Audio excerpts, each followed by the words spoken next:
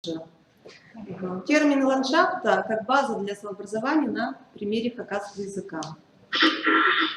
Словообразовательные процессы, в результате которых появляются производные слова, нацелены на формирование актуальных для носителей любого языка словообразовательных значений.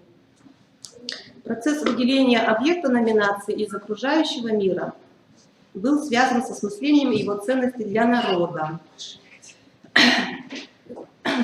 Этнос путем разных мыслительных операций, именуя объекты, процессы, явления окружающей действительности, таким образом выделял и сохранял в языке наиболее важные для него признаки и свойства обозначаемых реалий. Целью нашего доклада является рассмотрение особенностей словообразования и словообразовательной производности однокомпонентных имен существительных хакасского языка, обозначающих объекты ландшафта, с целью выявления структурно-семантических и национально-культурных особенностей производных единиц, мотивированных лексемами данной лексико-семантической подгруппы. Каждый народ, проживая в определенных географических условиях на протяжении многих веков и тысячелетий, осваивал места своего проживания не только хозяйственным образом, но и посредством создания номинаций для отдельных объектов рельефа. Географическая лексика в сибирских тюркских языках, а именно топонимы, рассматривается в трудах многих исследователей. Например, материал алтайского языка изучается в работах Молчановой, Алексеева, Сантаковой, Шастиной, Икеева, Саналовой, Чумакаева и других ученых. Географическая лексика якутского языка анализируется в трудах Иванова-Богдарына Сульпе, Самсонова, Иванова, Киметинова, Иванова, Меркель, Сединой, Яковлевой, Габышевой, Даниловой, Поповой и других ученых. Тувинской географической терминологии посвящены работы Татаринцева, Амдар, Бабу-Сюрюн, Субанги и других ученых. Хакасской топонимии посвящены работы Родиона Дмитриевича Сунчугашева, который рассмотрел топонимические термины, произвел их лексико-семантическую классификацию и выявил структуру и основные языковые пласты. Нами были привлечены к анализу термины, являющиеся как общими названиями объектов, так и передающие их отдельные характеристики. Всего было рассмотрено 82 слова. И на их основе анализа и имеющейся классификации Родиона Дмитриевича, в общем, мы дополнили и некоторые слова также включили. И получается такая картина, что самая большая группа – это аэротермины, которые обозначают возвышенные объекты рельефа и элементы. Например, Тах – гора, Тасхыл – высокая безлесная гора, Сеп – высокие горы в тайге, вершины которых обычно покрыты альпийской растительностью, или Тайга – тайга. Термины, сюда относятся также термины, называющие равнинные элементы рельефа, например, час, степь, сёль – это тоже степь, но обширная, Кужук, Саланчак. Также были проанализированы гидронимы. Гидронимические термины, например, это обозначение проточных объектов, Сугрика, вода, чул, речка, ручей, обозначение стоячих, ну, то есть имеющих устьев, истоков, такие вот объекты, так, Пюль, озеро, Талай, море, океан, Сас, болото. Обозначение фонтанирующих объектов, это Харасук, родник, Пулух, источник. Наличие двух слов говорит о том, что часто говорит о том, что одно из них заимствование, чем ее является, например, Пулух, монголизм. Сызын, ключ, бьющий со дна озера. И из представленных 82 слов синхронно установлен производный характер 52. 28 единиц образовано посредством словообразовательной аффиксации.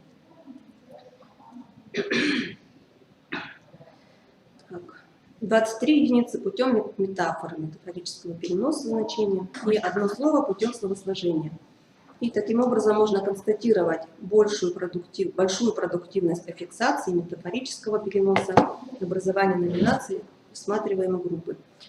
Именные официальные производные несут в себе схему уменьшительности, уподобительности. Например, Тасхыл, голец, от слова тас, камень, храм, невысокий предгорный холм, от хр, высокая, да, вытянутая гора со скалами.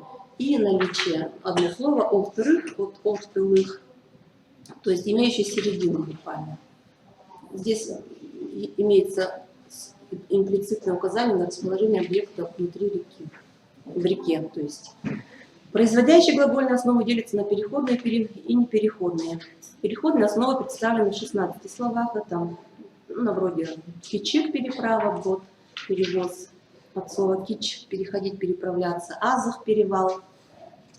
Все примеры я не буду зачитывать. Скрытая отсылка на освоение человека объекта рельефа содержится в словах кичик, вот, которые я приводила только что, да, переправа, и азах. То есть то, где, место, где переправляется человек или животное, и место, где человек или животное переходит гору. Произведение некоего активного действия над объектом, то есть тут возникает вопрос, кто это, да, этот человек, субъект, и его результаты отражены в производных чаем, лужа, оставшиеся. Очень... Можно ли отключить пение? Да. Я хотела бы одна.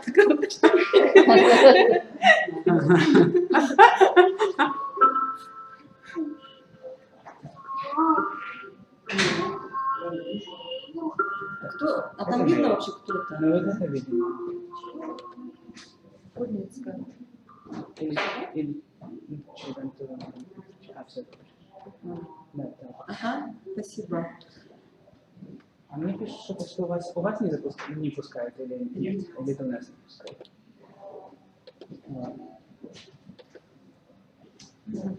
Спасибо большое. Отражены в производных чаем, лужи, оставшиеся после разлива. Чай разливать, хзым узкое место, хыз сжимать, чар трещина, чар делить, расщеплять. Непереходными основами мотивировано также 16 производных. Это хатых, неплодородная земля, находящаяся на некоторой возвышенности, от слова хат, твердеть. Сызым, ключ, бьющий со дна озера, сыст, сочиться.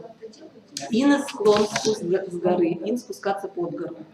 И они мотивированы либо природными свойствами объектов, например, хат приобретать твердость, айлан крутиться, образностью восприятия носителя, сурай торчать, иметь торчащий вид. Среди примеров находим 3 указания на действие субъекта. Инес, склон, спуск с горы, сайрам, мелкое место на реке, сайра, садиться на мель, чертым, конный брод, мелководье, черт, бежать, ехать мелкой рысцой. Обращение к семантике дает возможность установить особенности реализации в производных единицах мировоззренческих принципов антропоморфизма. Человеческий организм оказался очень важен с точки зрения познания окружающего мира. В лексике хакасского и других тюркских языков четко прослеживаются смысловые связи между частями тела человека и объектами рельефа. Авторы сравнительной исторической грамматики про тюркский язык основа отмечают, что гора метафоризируется как нечто сходное с живым существом, рассматривается либо как человеческое лицо, имеющее лоб, бровь, века, лицо, нос, рот, зуб, глотка, либо как тело лежащего животного, морда, шея, спина, хребет и так далее. И перенос названий других человеческих частей тела на горный ландшафт наблюдается лишь в сибирских языках. Вот. И это особенность сибирских языков объясняется контактами их носителей с монгольскими народами. Я бы сравнила даже человека в хакасском языке, гору по-хакасски, человек в хакасском платье, поскольку у горы есть еще подол. Примеры, да, такие: пиль, спина, пиль, перевал. Харах переносится, харах мыса, место соединения гор. То есть грудь, то есть подъем. Тигай макушка головы, тигай холм. Тунджук нос, тунджук наименование горы узкой вытянутой формы. Сын рост, сын хребет, хабарга ребро, хабарга отрог, ну и так далее. И рука у горы есть, и ухо, и лоб, и голова, и бок, и ноги, и так далее.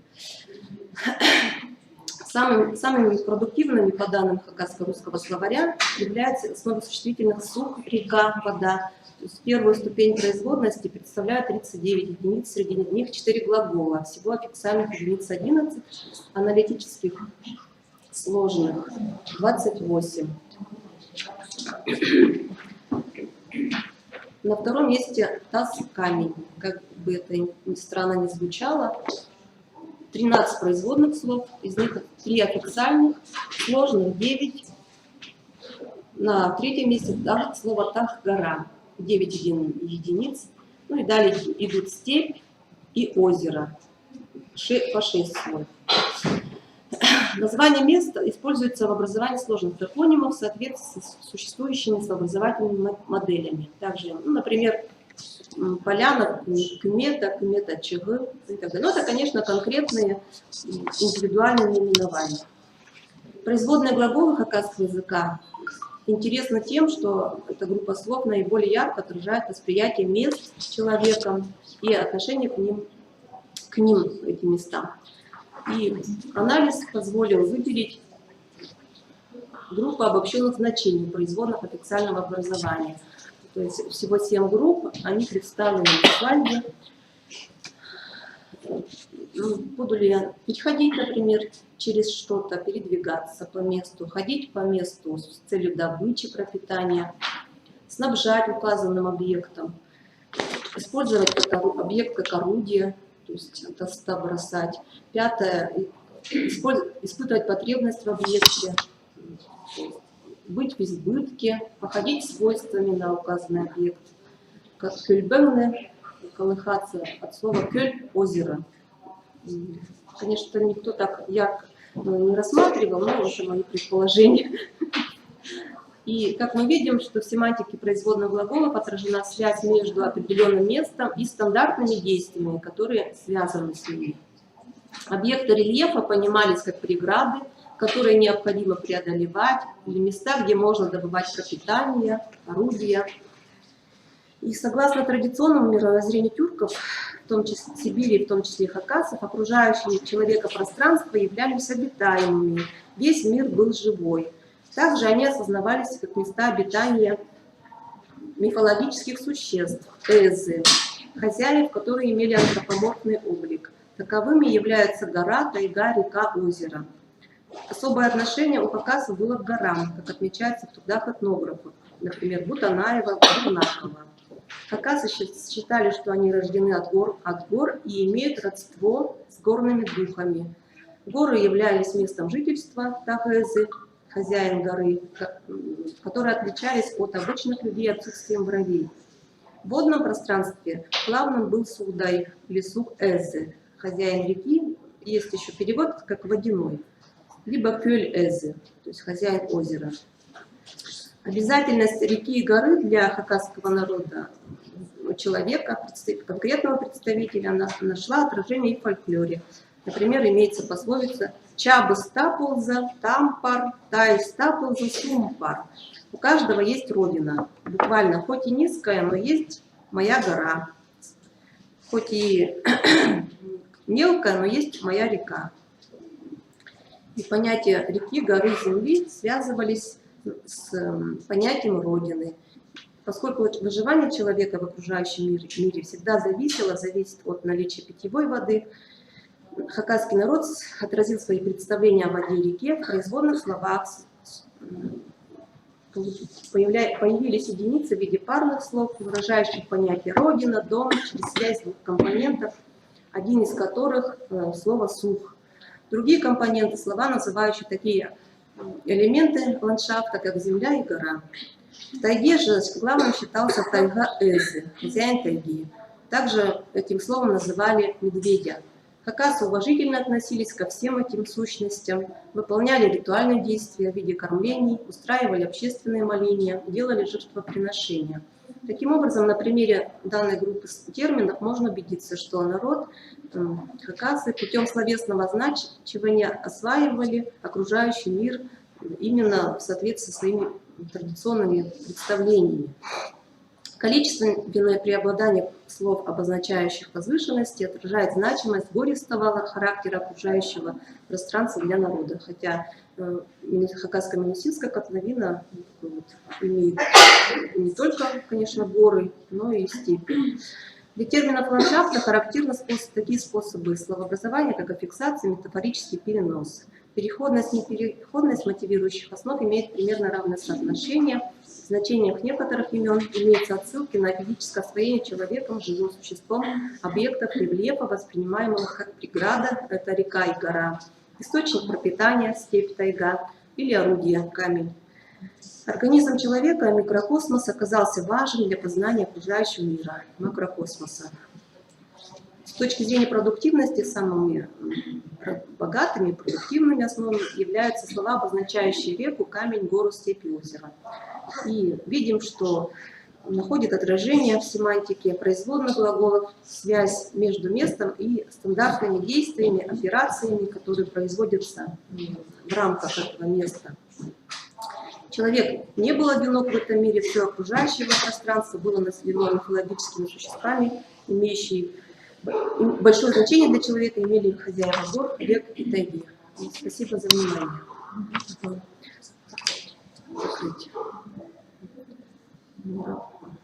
Вот плохо работает.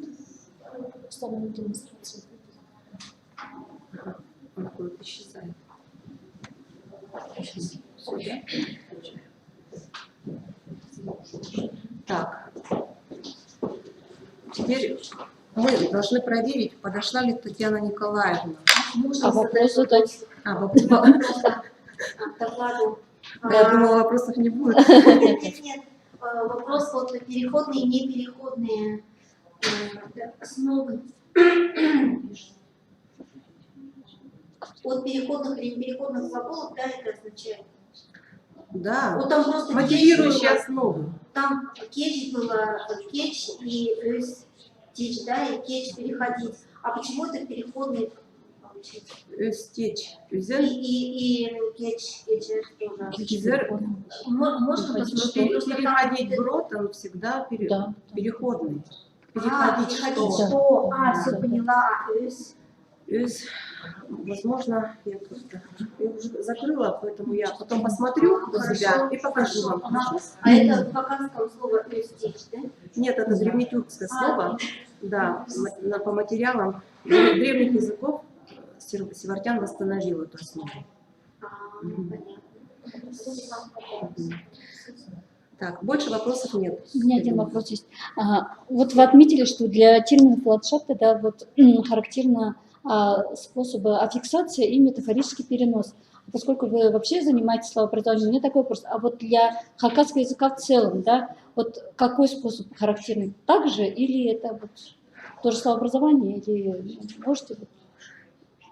Да, действительно, на протяжении определенного количества лет занимаясь словообразованием, я для себя некоторые выводы сделала. Как-то есть некоторая зависимость между тем, когда слово появляется, да, и зачем вообще оно появляется, то есть процесс номинации, да, как проходит.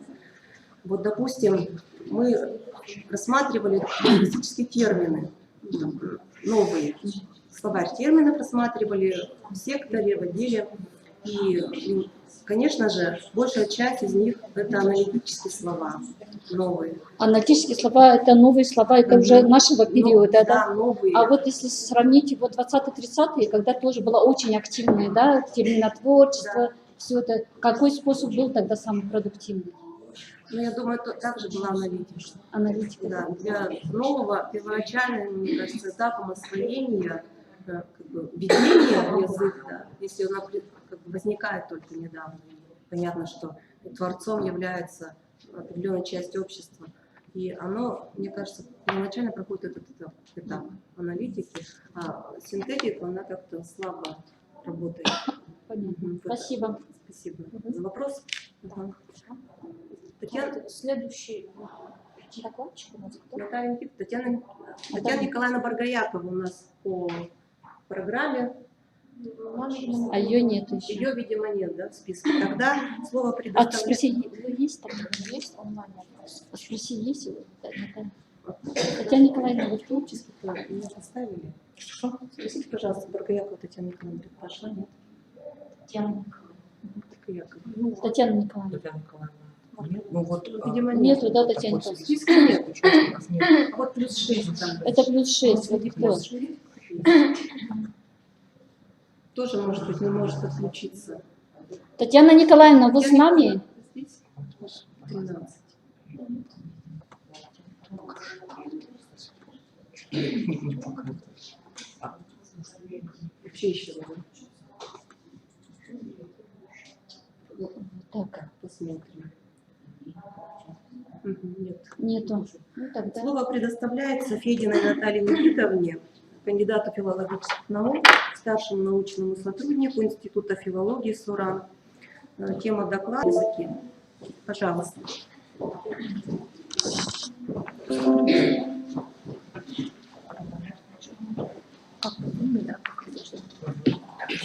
Какая?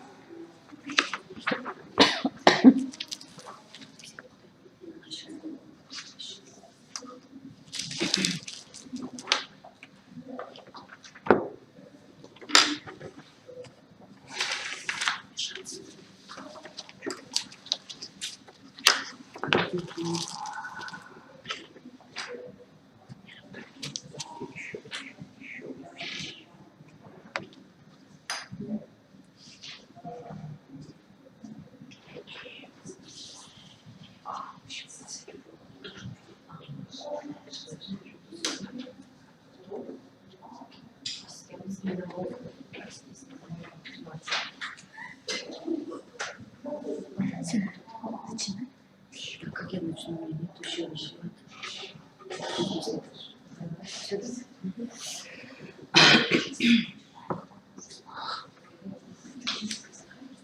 Здравствуйте. Сейчас слышно? Не слышно, что ли?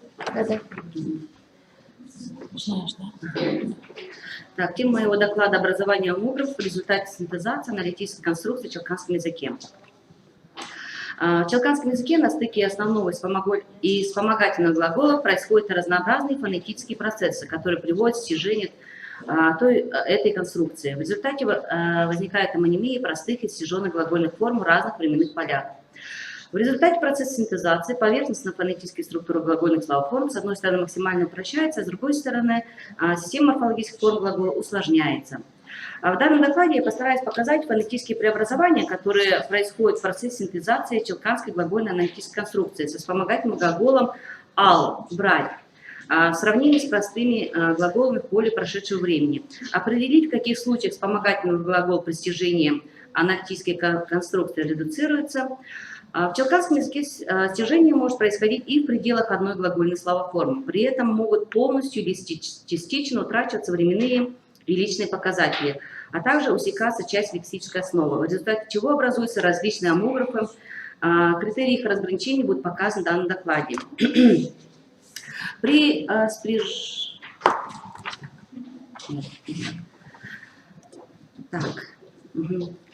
при спряжении стяженной глагольной аналитической конструкции со вспомогательным глаголом «ал» брать в прошедшем времени на «дым», вспомогательный глагол сохраняется либо полностью, либо от него остается только анлаутный широкий гласный «а», а согласный «л» усекается, на что указывают скобки.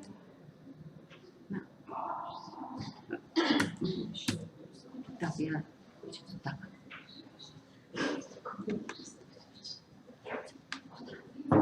Куда нажимать?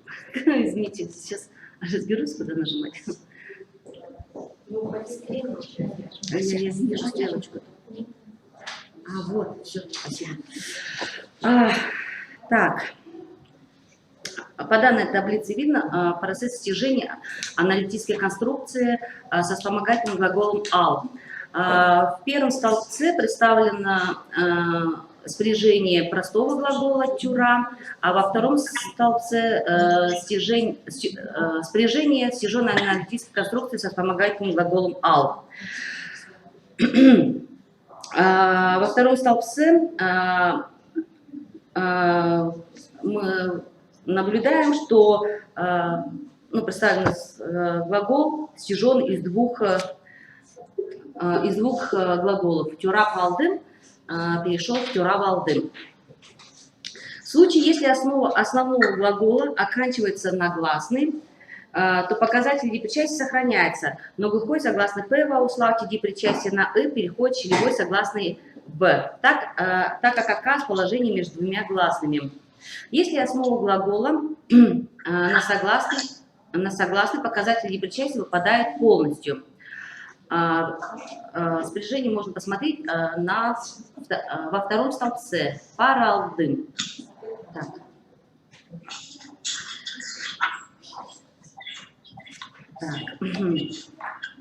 Аналогично фонетическому процессу в дипричастном показателе ауслатный глухой согласный «п» основа при синтезации в интервокальной позиции спиротизируется. Сравним. Тюра рисовать, тюра валдом я нарисовал. Валдом я поймал. В первом случае щелевой согласный «в» является показателем дипричастия, а во втором случае показатель дипричастия выпал, а щелевой согласный «в» – это ауслаут основа основного глагола. Пример стяженной глагольной аналитической конструкции на алдым. Например, представим этот глагол «шавалдым».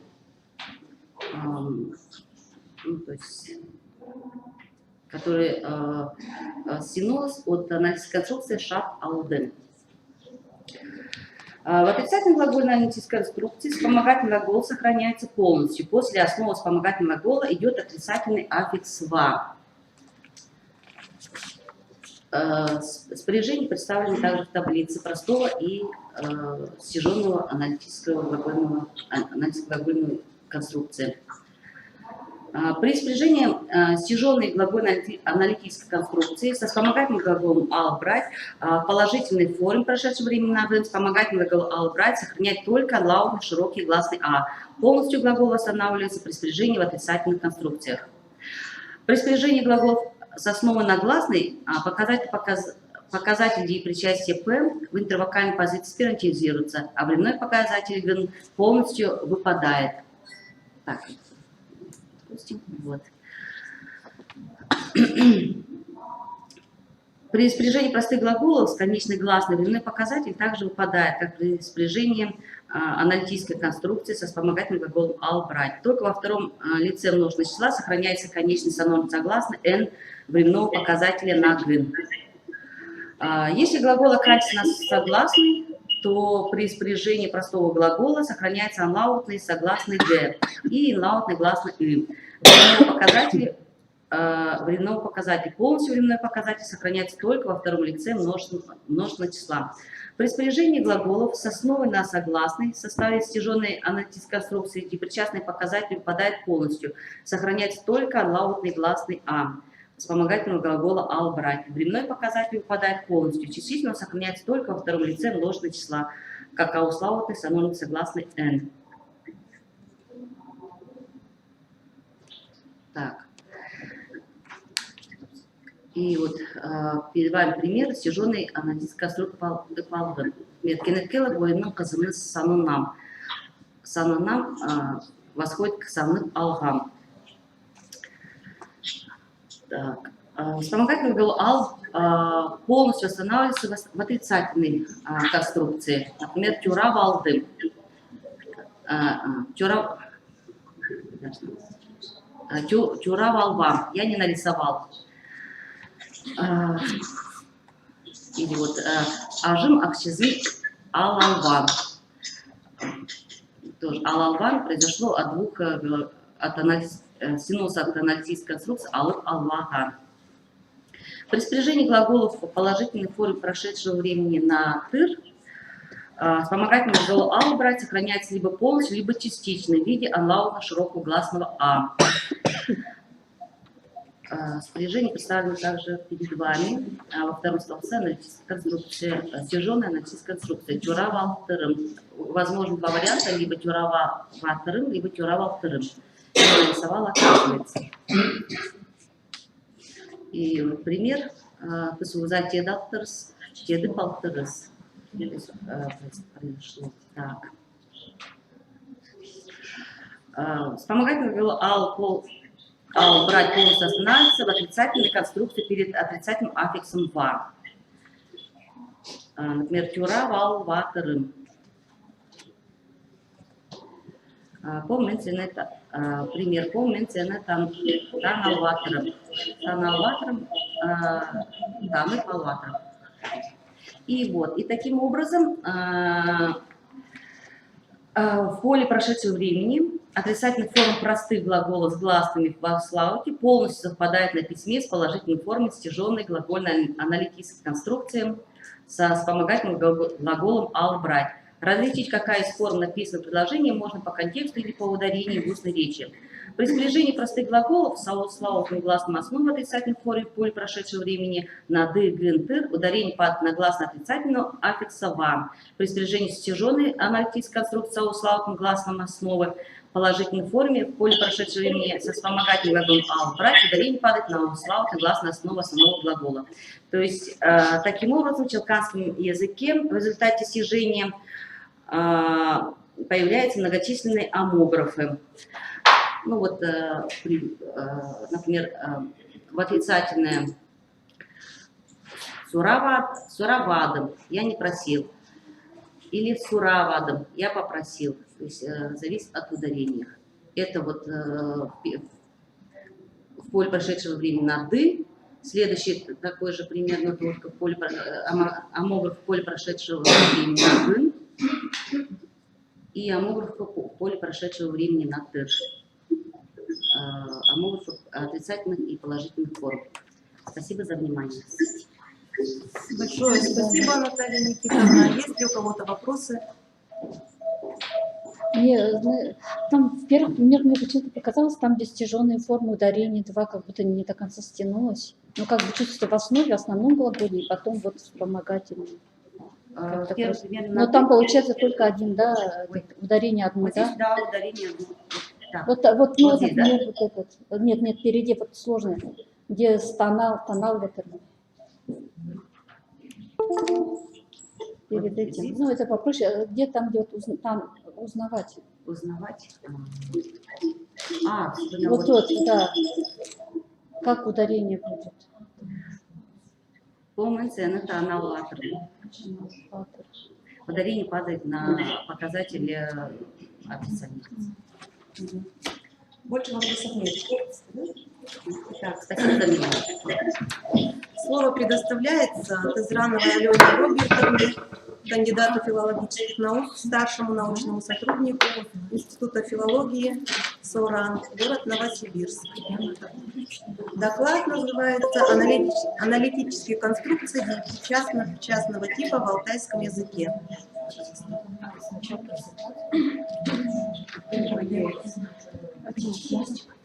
У нас, Ну ладно, презентации не будет. А так непонятно будет.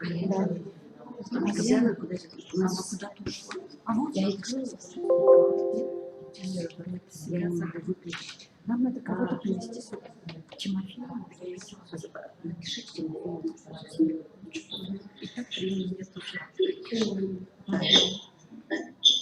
Сейчас, секундочку. А у меня телефон Тимофея. У меня телефон Тимофея. У меня тоже нет. извините, у нас проблемы с презентацией, поэтому... Сначала будет речь, я... Нет, не писать, не звонить, я не знала, что посмотреть.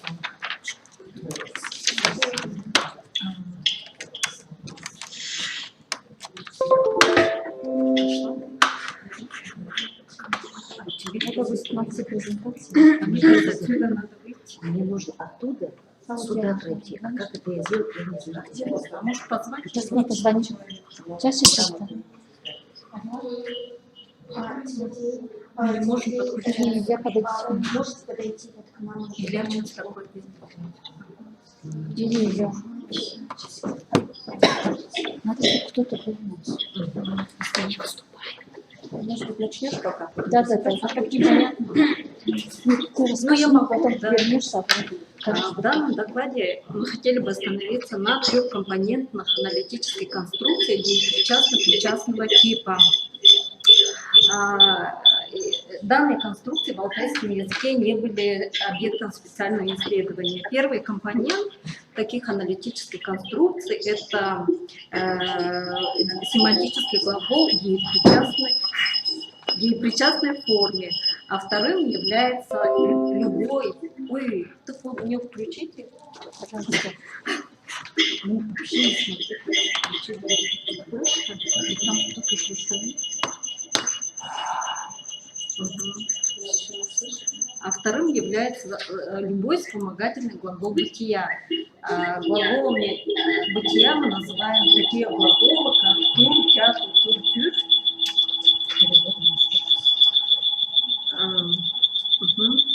И вот эти глаголы бытия, они принимают причастную форму на ар или ган. А завершает конструкцию вспомогательный глагол «бол» – «быть», который принимает разные грамматические формы. Структурную схему таких аналитических конструкций хотела представить на презентации.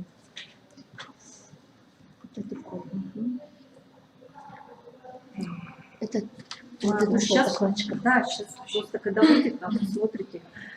Таких аналитических конструкций в алтайском языке 8, ну, в смысле 8 типов подобных аналитических конструкций. В данном докладе я хотела остановиться на первых 4 конструкциях. Так, где вы открыли? Это Не, чужой. вот это вообще чужой.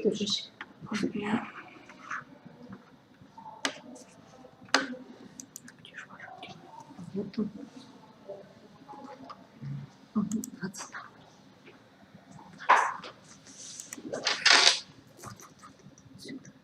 Презентация.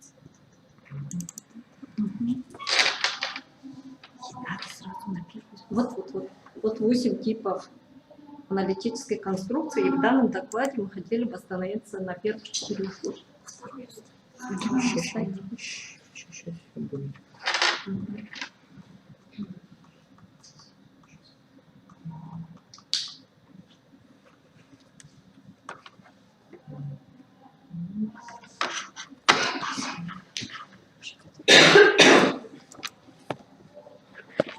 Самым частотным подтипом таких конструкций являются аналитические конструкции.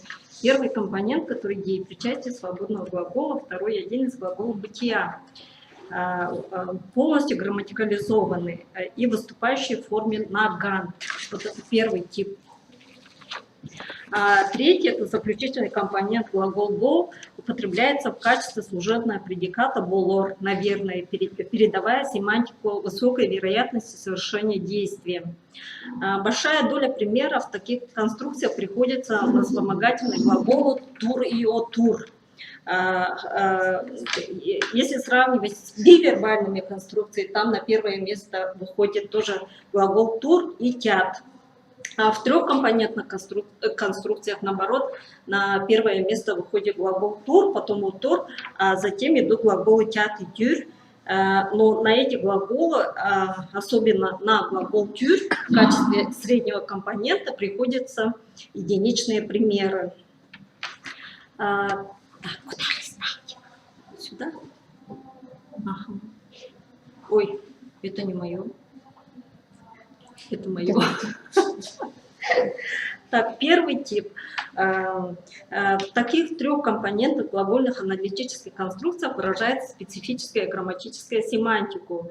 Эту специфику придает второй вспомогательный бытийный глагол, определенным образом дополняя и внося в конструкцию аспектуальную или акционно-артную семантику и конечный глагол «бол». Семантика всей конструкции зависит также от того, выступает ли «бол» в качестве модального предиката или в качестве модального вспомогательного глагола, и в какой временной форме он употреблен. Например, пример 1.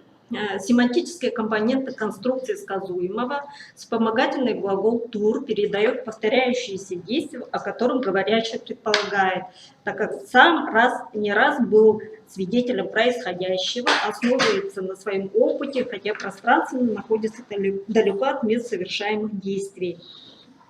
Тем самым он передает презумптивное значение. Семантику вероятности в состав данной аналитической конструкции носит глагол «был» в форме на «ар». Если бы эта аналитическая конструкция была без среднего компонента «тур», то действие перенеслось бы в план будущего предположительного действия, например, «юлгулап полор». Ой, что-то я тут... Юлгула полор смогут собраться. Редко модальный предикат полор принимает на себя личные показатели, указывая на действие или состояние конкретного лица. Это пример третий. В составе всех аналитических конструкций причастные формы прошедшего времени наган, сочетание с вспомогательными глаголами бытия переносит действие в план настоящего времени, кроме вспомогательного глагола тюр, который выражает значение прошедшего времени. Вот, например, третий пример. Вы, наверное, любили всю жизнь ту девушку. Если в качестве знаменательного глагола выступает глагол состояния или природного явления, то вспомогательный глагол «тур» вносит в конструкцию значение континуальности, постоянности в настоящем широком времени. Это пример у нас четвертый. На втором месте по частотности стоит аналитические конструкции. В качестве среднего составляющего компонента выступает вспомогательный глагол «отур».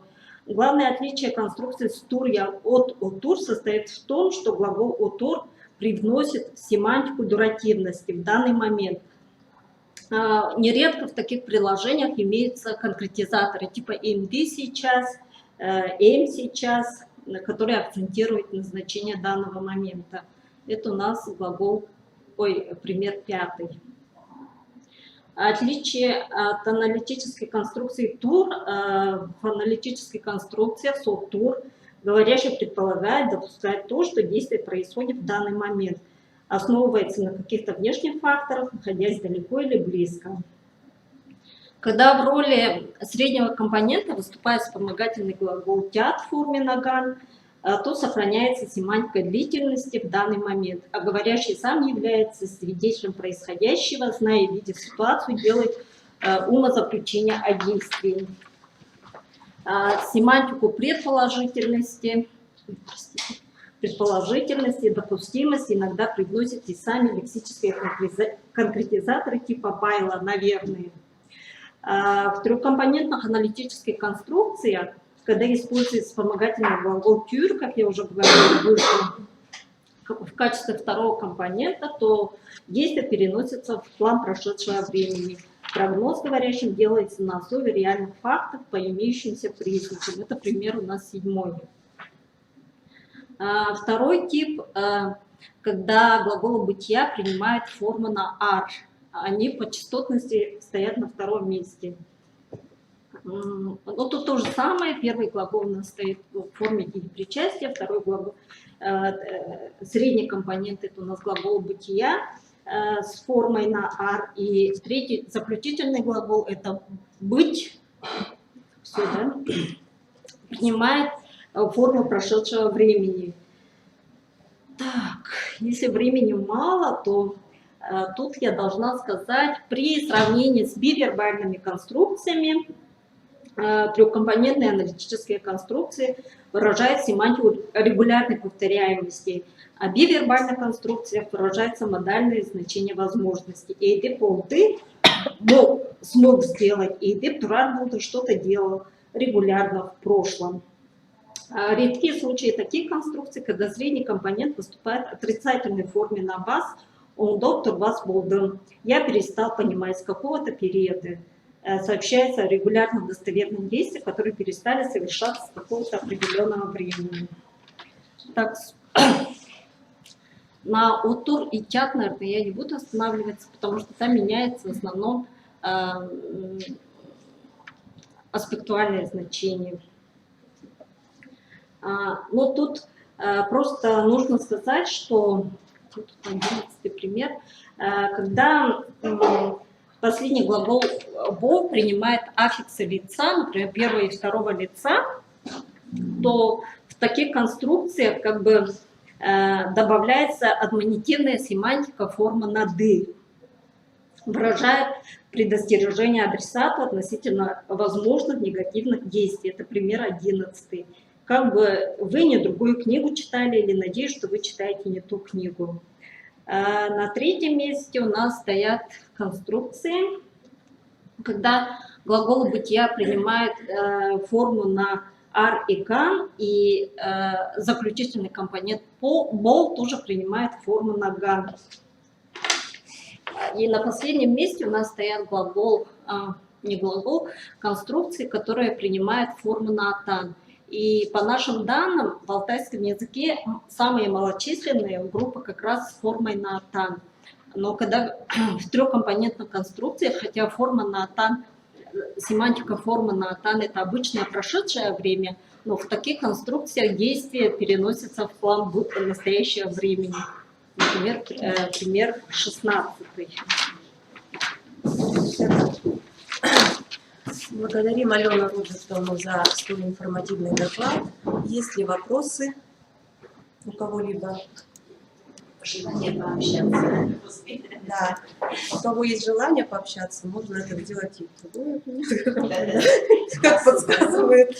А теперь разрешите предоставить слово Федоркив Любовь Алексеевне, научному сотруднику Обско-Угорского института прикладных исследований и разработок город Ханты-Мансийск. Пожалуйста.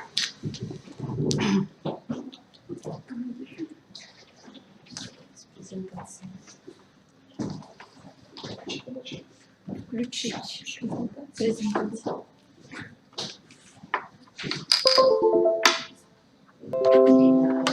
Доклад не идет. Да. Да.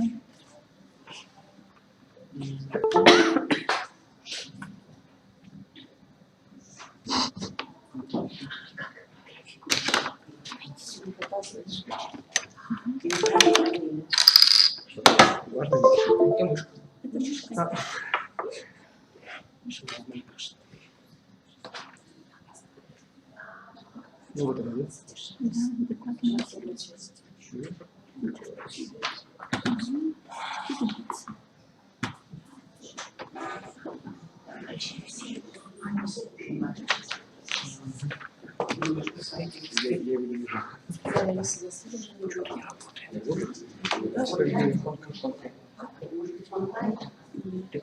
Да.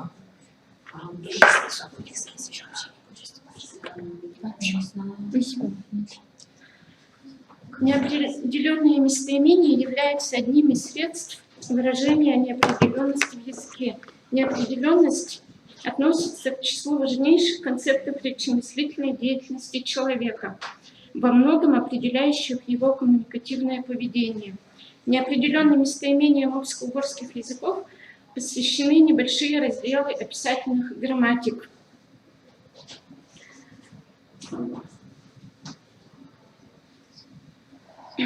Николай Иванович Терешкин указывает, что в ваховском диалекте хунтыйского языка неопределенные местоимения образовались от относительных местоимений с помощью частицы ком, кои, ком, моели-ком, метали. Ну, здесь я произносить не скажу, что я правильно произношу, но думаю, что меня простят. Местоимение «коиком» и «моеликом» что-то изменяется по падежам. Венгерский исследователь Эдит Ярбыш в качестве неопределенных местоимений в диалектах хантийского языка выделяет местоимение «метты» в значении какой-либо, какой-нибудь, какой-то, местоимение «мофты» – что-то, что-нибудь, кое-что, и «моса» – что-то, что-нибудь, кое-что. Автор пишет, что данные местоимения употребляются в утвердительных и в отрицательных предложениях используются в атрибутивной и субстантивной функции.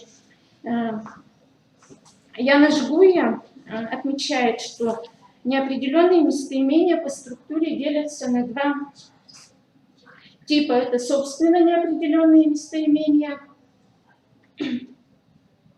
например, хуят, мосты, и местоимения, образованные с помощью частицы, большей частью с помощью частицы ки, присоединяемые к относительным вопросительным местоимениям.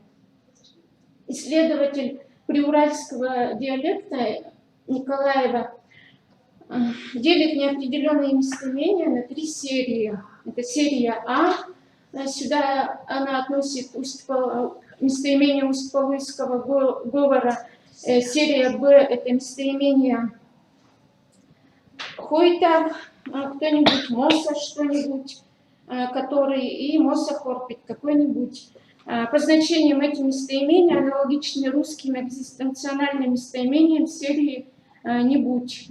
Серия В сюда относит местоимение ахойта, кто-то, амоса, какой-то, хорпи, какой-то, амоса, сколько. В казанском диалекте Евдокия Андреевна Немысева в группу неопределенных местоимений включает местоимение хуят кто-то, мусты что-то, мустарат сколько-то, мусор. И указывает, что неопределенные местоимения хуят, мусты изменяются по числам и падежам. К этим же местоимениям Валентина Николаевна Салавар включает местоимение метта и отмечает, что местоимения данные группы присоединяют лично притяжательные аффиксы. Андрей Данилович Капсин привнес то, что неопределенные местоимения образуются от вопросительных местоимений с помощью суффиксов и л, т. В шулышкарском диалекте выделяются местоимения хоят, мосты, это Янош Гуя. Авторы диалектов хантыйского языка выделяют местоимения хоят, мосты, муфсар, муфтарат, хункурайн, муфти тахайн, хосты пяша. Ласло Хонти для сургутского диалекта выделяет местоимение мётали, которое переводит как валами на венгерском языке звучит. Это местоимение переводится как тоже кто-то, что-то, кто-нибудь, какой-нибудь. Марта Чеприги. Неопределенные местоимения сургутского диалекта. Она выделяет такие местоимения, как эйкуяхия, металия, эймувалия, мотлия, и отмечает, что местоимения выражают различную степень неопределенности и образуются тоже путем сложения вопросительных местоимений частиц. Значит, в близкородственном мансийском языке авторы учебника для педагогических училищ Баландин и Вахрушева выделяют местоимение ход как кто-то, некто, матер что-то, нечто, матер, манер сырман некий, матхурив и другие. Евдокия Ивановна Рамбандеева выделяет местоимение ход как кто-то, ход ты некто, нечто неопределенное, матер. Анализ литературы показывает, что большинство исследователей не рассматривали функционально-семантические характеристики местоимений, а только определили количественный состав данной группы в диалектах хантыйского языка. Внимание заслуживает работы по приуральскому диалекту Николаевой, которые рассмотрели особенности функционирования. Теоретической базой нашего исследования стала работа Елены Викторовны Падучевой, где неопределенные местоимения русского языка делятся на местоимения неизвестности, слабоопределенные местоимения и экзистенциональные местоимения. Материалом нашего исследования стали предложения с неопределенными местоимениями, извлеченные из хантыйских и мансийских текстов.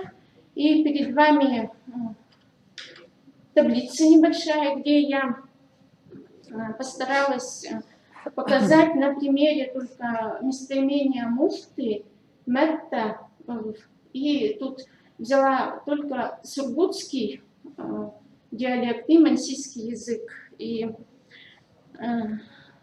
самые частотными являются сейчас в данное время это местоимение муфты в казымском диалекте, в шурышкарском это муфты, в сургутском диалекте будет метали, это я думаю, что это полная форма, мета или мет, это краткая форма. Эти местоимения образовались от вопросительных местоимений с суффиксами. На материале казымского и шурышкарского видно. По поводу сургутского диалекта у меня пока стоит знак вопроса, то есть с помощью какого все-таки местоимения образовалась форма метали или мета, так как тут вопросительное местоимение мывали, мыв, и есть еще тоже мета местоимение. Тут вот в казымском и шурышкарском по таблице видно, что они тут два разных местоимения, в сургутском это одно, а в мансийском языке тут тоже получается два разных. Это так, переводы муфты, метали используются в атрибутивной и субстантивной функциях, переводятся как кто-то, кто-нибудь. Так. Вот местоимение муфты, функции местоимения неизвестности может употребляться также и сургутское местоимение в полной форме, и мансийское материал. Вот здесь видно, что оно изменяется, словоизменительные суффиксы. Это же местоимение используется в значении какой-то. Тоже здесь вот примеры из 3 диалектов. Еще стоит отметить, что вот это местоимение муфты, ну, и по другим диалектам тоже чаще всего используются в атрибутивной функции. Так, местоимение, так, вот здесь примеры. Функции слабоопределенных местоимений используются и местоимения муфты, и сургутские краткая форма мета мертлит, мета, мансийская хотты. Тут еще примеры и муфты, и аквмат в мансийском языке. Так, здесь еще употребление этого местоимения. Так, и функции экзистенциональных тоже используются в значении какой-нибудь. Примеры тут я не буду зачитывать все. Вот ситуация альтернативная, это при с частицами используется. В вопросительных предложениях эти местоимения по 3, то есть тоже видно и в мансийском, и в сургутском, и в казымском диалекте. Значит, функции тут какой-нибудь, чаще всего какое-то время, в контексте цели, в контексте глаголов пропозициональной установки используются все эти местоимения. Ну и все. Благодарим вас, Любовь Алексеевна, за посвящение в семантические особенности неопределенных местоимений в обско-угорских языках. И есть ли вопросы? А что будет в предложении с отрицанием предиката высказываемого? Так, если мы эти местоимения... Как они будут по-русски переводиться? Ну, там в казымском диалекте, если отрицание будет, то эти местоимения будут как вот кто-то, что-то. Вот эта же лексема, она будет использоваться как отрицательное местоимение. Вот в чешских языках, да. В Кто-то пришел, кто-то не пришел, значит, по-русски никто не пришел. Да, Тоже а такое, в да? казымском диалекте и в мансийском языке я этого пока не увидела. То есть нет таких пока примеров не нашла. Спасибо. Можно еще вопрос задать? Когда вы выделяете эти местоимения как отдельный разряд, вы как вы их морфологически описываете? Или рассматриваете как-то иначе? Ну, в казымском диалекте, наверное, все-таки это будет в казымском диалекте хунтийского языка и в мансийском языке. Наверное, это как отдельный разряд. Да, а в сургутском это уже не отдельный, а там все-таки идет прежде всего это вопросительное, или методом. Поэтому там уже будут это функции неопределенных или отрицательных местоимений. Меня, конечно, смущает тот список, который приводится по работе Гуи, по-моему, там, где кит он добавляет к составу этого местоимения. Я думаю, что если какие-то в состав местоимения не входят, это просто из контекста вот этого частицы, она свою функцию в этом контексте имеет, а к местоимению она непосредственно не прилипает. Да, и Марко Чехов тоже такой же точки зрения придерживается. Поэтому это, конечно, это частицы, которые там в казымском они тоже используются, когда вот бытийных. Ну да, то есть не функция своя, но Да. она не имеет отношения именно к этим местоимениям, как в части речи. Вопросы закончились, Любовь Алексеевна, и слово предоставляется Сагайдачной Анне Олеговне, кандидату филологических наук, научному сотруднику Института филологии СУРАН, город Новосибирск. Пожалуйста, Анна Олеговна. Регламент у нас... Ага. Я посылала презентацию вчера, получили ее. Я здесь не очень хорошо понимаю, куда тыкать. А вы ее запускайте, пожалуйста. И... Я посылала вчера. Я лично вам не могу про презентацию ничего пояснить, потому что я не местный человек. А кто у нас эту почту все получает вообще? Запустите, пожалуйста, сами свою презентацию и поделитесь экраном.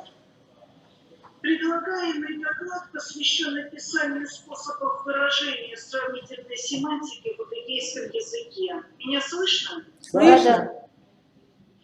Специфика сравнения состоит в обыкновенном присутствии в сознании двух сопоставляемых представлений, которые сближаются на основании какого-то общего для них признака и одновременно противопоставляются по каким-то другим основаниям, разным для различных типов сравнений. Это цитата из Черемисина и Шанина.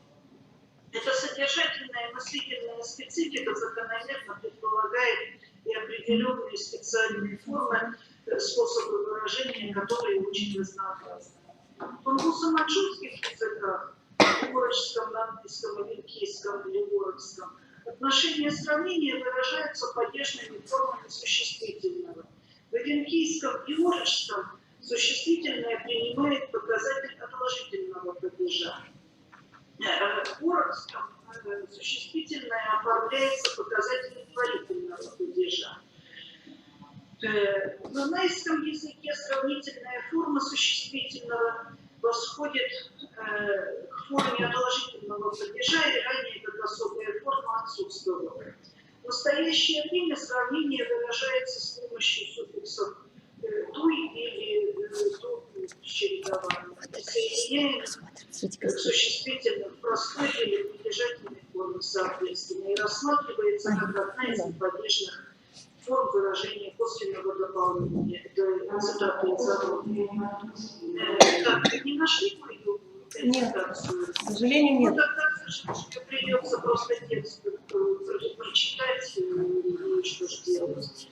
Исследователи индонезийского языка отмечают у исходного падежа существительного значения объекта сравнения. Древнейшие мухи из Каруша, например, по мнению Марии Тольской и Николаевой, сравнение выражается внутри объективной фразы только следствием исходного падежа аболатива, который не указывает на эталон сравнения. То есть, который указывает на эталон сравнения. Также вместо термина исходный падеж, этот же падеж называют отложительным, например, Кирпанова этот термин использует. И указывает, что сравнение может быть выражено аналитической конструкцией с участием существительного в указанном падеже. Мы выделяем несколько способов выражения семантики сравнения в индийском языке. Первый – морфологический, посредством формата ПТ, который переводится как дословно. Синтаксический, с помощью конструкции, в состав которой входит существительное в форме аболатива и прилагательное. И лексический способ. По семантике различаются два типа сравнений – эквивалентное и неэквивалентное. Значит, эквивалентное сравнение в буддийском языке – это которое обозначает подобие сходства сравниваемых предметов. Оно выражается морфологически с помощью формата ПТ или лексически. Мою статью можно прочитать в апрельском номере СХЖ на эту тему, если проблемы с презентацией. Морфологическое средство выражения, значит, формат как будто слово. Наиболее распространенным способом, который используется в индийском языке, является морфема БД. В грамматике индийского языка Николаевой Тольской этот формат рассматривается как послелог. Но, однако, послелоги сочетаются только с существительными, а показатель БД может присоединяться и к другим частям речи, прилагательным, глаголам, местоимениям. Поэтому в данной статье я его рассматриваю как более функциональную морфему. В составе словоформы за ней могут следовать другие аффиксы, в частности, падеж. Вслед за аболием мы называем сравнение, выражаемое в индийском языке морфемой БД, эталонным или передающим значение эталона. В нунайском, например, языке сравнительные формы имени или причастия в составе сравнительного оборота выражает косвенное дополнение эталона, указывающее предмет или действие, с которым сравнивается другой предмет или другое действие по степени проявления общего для них качественного или количественного признака. Формат БД является многозначным в индийском языке. С помощью БД может быть выражено реальное сравнение. Например, я к берегу по собачьей поплыл, буквально будет как собака. И котики, и на ИБД говорили. Значит, или золотая рыбка непростая, как мы говорили, рыбка. Значит, нити, БД, Витигана и Судзан. Кроме того, посредством формата БД передается значение персуазивности, то есть неуверенности в достоверности сказанного. Например, человеку, описывающему ситуацию, может казаться, что сильная буря чем-то напоминает волка, а расплавленная масса свинца похожа на бугорок. Значит, в действительности же, в реальности, волки не воют. Таким образом, использование показателя БД подчеркивает субъективность восприятия и реальных страхов. С Существует и третье значение, регулярно передаваемое данным показателем БД. Сочетание указательного местоимения и формата БД описывает значение соответствия. Так, такой, а как именно так, становится ясно из более широкого контекста, если формат БД присоединяется к указательному местоимению. Например, в примере они для ставки дрова и мясо заготовили, в свои края ушли, свои что взяв, так жили. Но на сафае везена мне эти УТБД бактианти. Ну, я частично, поскольку все примеры в презентации оказались. Таким образом, в буддийском языке, как и в нанайском, существует особая неподвижная форма сравнения на БД, в которой данный показатель служит своего рода индикатором сравнения. Морфема данная присоединяется к общему компоненту, который является основанием для сравнения. Посредством морфемы БД выражается как нереальное, так и реальное сравнение. Кроме того, при сочетании указательного местоимения с БД передается семантика соответствия. Второй способ выражения эквивалентного сравнения – это выражение лексическими средствами. Для передачи значения эквивалентности используются такие лексические средства.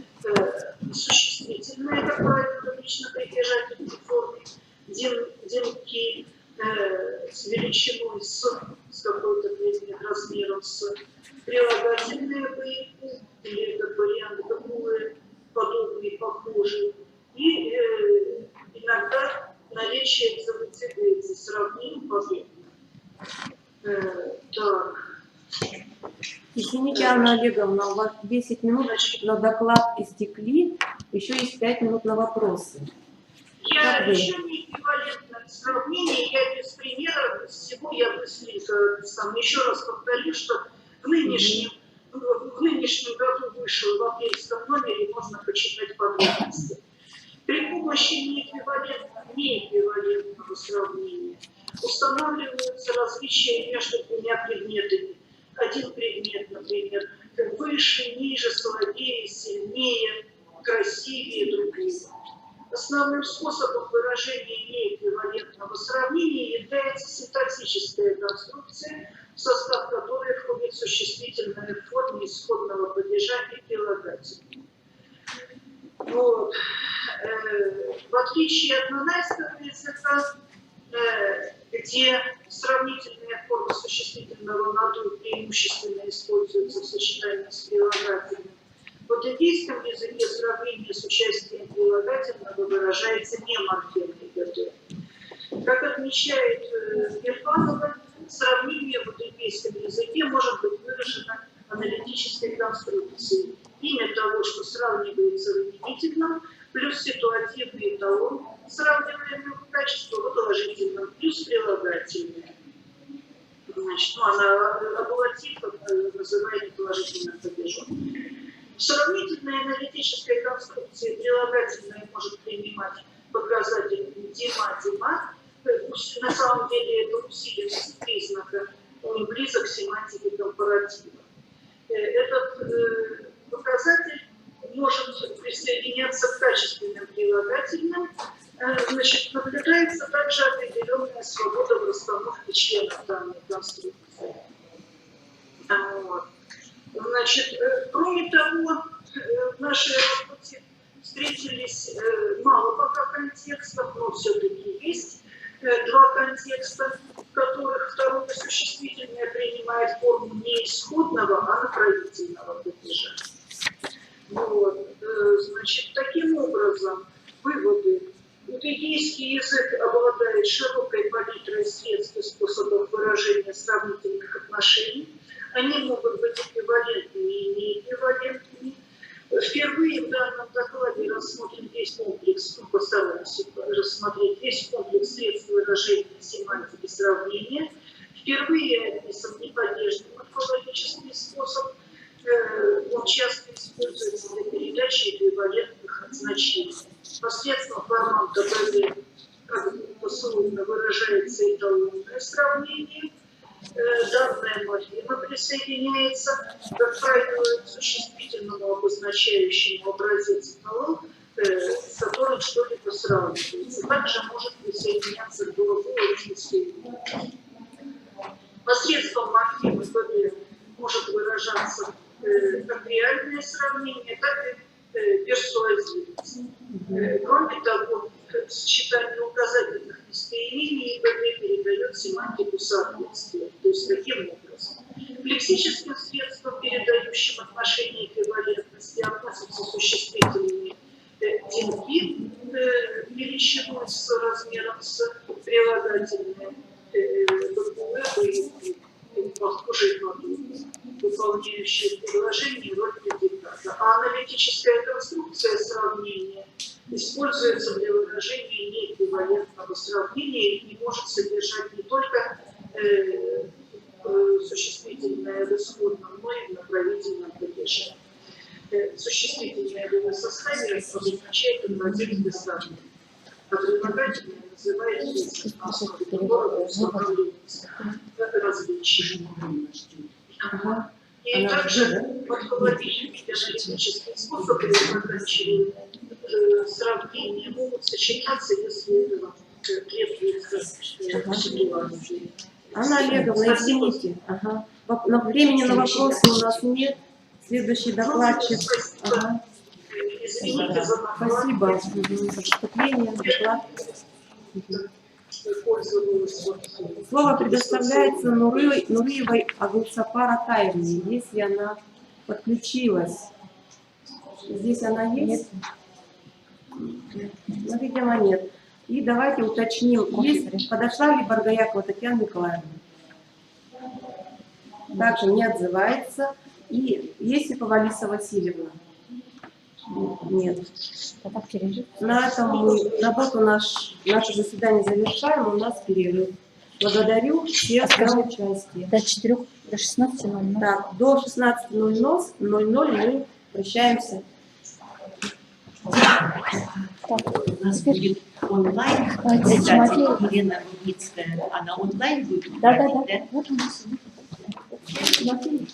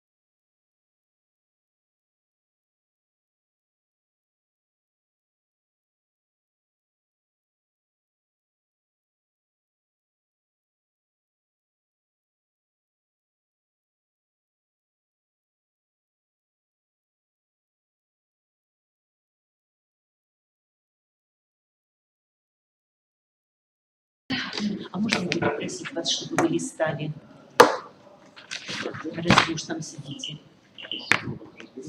Так, у нас сейчас вот С 4 часов.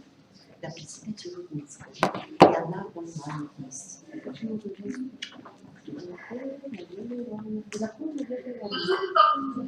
она онлайн. Вон она онлайн. Так, Елена, добрый день еще раз. Так, у нас председатель, как написано, Винокурова Надежда Ивановна. Вот она а вот онлайн. есть. Есть, да? Ну, все Или хорошо. неудобно. Тогда предоставляем вам слово. У нее микрофон выключен. Пусть она включит микрофон. А вот включен микрофон у нее. У нее Нет, нет, почему-то нет, не два. выключен. Вести собрание. Сейчас у нас есть первый докладчик. Рудницкая столб составляется Рудницкая Елене Леонидовне, доктор филологических наук, высшему научному сотруднику Института востоковедения Российской академии наук из города Москва. А название доклада «Стратегия национальной педагогического обучения времена Савына в полагательном рудницком языке». Пожалуйста, Елена Леонидовна. Уважаемые господа, видно мою демонстрацию экрана? Всем прекрасно? Да. Спасибо. Ну вот, значит, это называется доклад особенности образования педагогического положения, которому прилагается русский язык, похож на другие алтайские и вообще альтернативные языки в отношении оформления социальных педагогических предложений. Мария продемонстрированы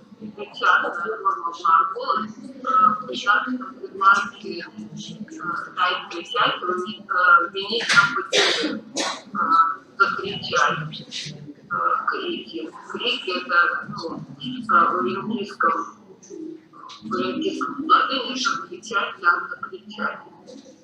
Также возможно образование кандидатского предложения как кредитного. Поэтому оно ничем не отличается от главного, демонстрируемого 1Б. Именное сказуемое главного предложения может образовать с помощью связки и быть.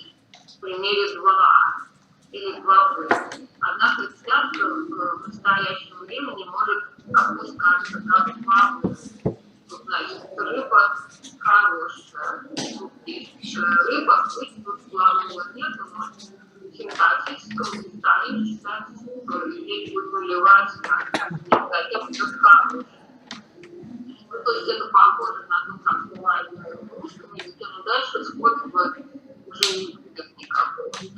Такое ощущение Сказуемого бывает, точнее связки бывает во многих языках, это самое обычное явление, но с этим обучением могут быть также связаны всякие необычные конструкции. Вот. И теперь, если мы берем именное сказуемое, ну, 3А, повторяет пример 3А, повторяет пример 2А, мы видим, что прилагательное холодное не согласуется с связкой быть по падежу. Вот. Как, например, 3А. А в примере В, когда у нас нулевая связка, там нет глагола не Б, из 3Б, то прилагательное холодное приобретает отводительный показатель. Теперь рассмотрим более подробно последний пример. Значит, 4А это то же самое, что 3А. Мы видим, что предложение, в котором есть связка пичевая, тут прилагательное может стоять только в именительном падеже. В именительном падеже оно стоять не может, это показано звездочкой. Но в то же время оно может согласовываться по посвященности. Это в скобочках у меня буква «Л», и это возможно. Вот. А 4Б тут нулевая связка, как уже говорилось. В этом случае глагол, то есть, ну да, то есть прилагательное соединяет падежный показатель. Если мы предположим, возьмем такое нулевое предположение синтаксиса, что если глагол быть или связка пропущена, то он все-таки в синтаксической структуре имеется. И он нулевой. А пропуск выражается в том, что вот это слово в фонологическом составлении уже на уровне звучания оно стирается. То получится, что вот эти два главных предложения 4А и Б с нулевой связкой и с нулевой связкой, они синтаксически не эквивалентны, потому что в первом случае прилагательное не может получать аккузативные показатели, а во втором случае оно получает. То есть получается, что если у нас стирается связка, то тут происходит изменение морфологической формулы не самой связки, она вообще исчезает, да? Зависимого от нее прилагательного. Это такой факт, необычный. Мне он тоже казался очень необычным. И еще более интересно это сравнение с именным сказуемым, в котором именная часть сказуемого это существительное. Тут вот 5А, это оно параллельно 4А, только тут вместо прилагательного именной части сказуемого у нас именная часть сказуемого это существительное. Вот. И, значит, 5Б показано, что это существительное также не может присоединять показатель аккузатива, но может присоединять посессивный показатель. А 5Б показано, что то есть существительное. Существительное не может, значит, 5b при наличии связки существительное не может присоединять показатель аккузатива, может присоединять посессивные показатели. И то же самое в у нас нулевая связка, и также существительное может присоединять, не может присоединять показатель аккузатива, может присоединять посессивные показатели. То есть получается для существительного у него формы со связкой, предложение со связкой, с нулевой связкой, с нулевой, форма существительного именной части не меняется. Предложение с именной частью прилагательного, эта форма меняется. Ну и как, в общем, только у меня очень длинное обоснование, как происходит согласование платежей, согласование платежной посвященности. Вот. Но это я сейчас пропущу, а более подробно расскажу о том, как это можно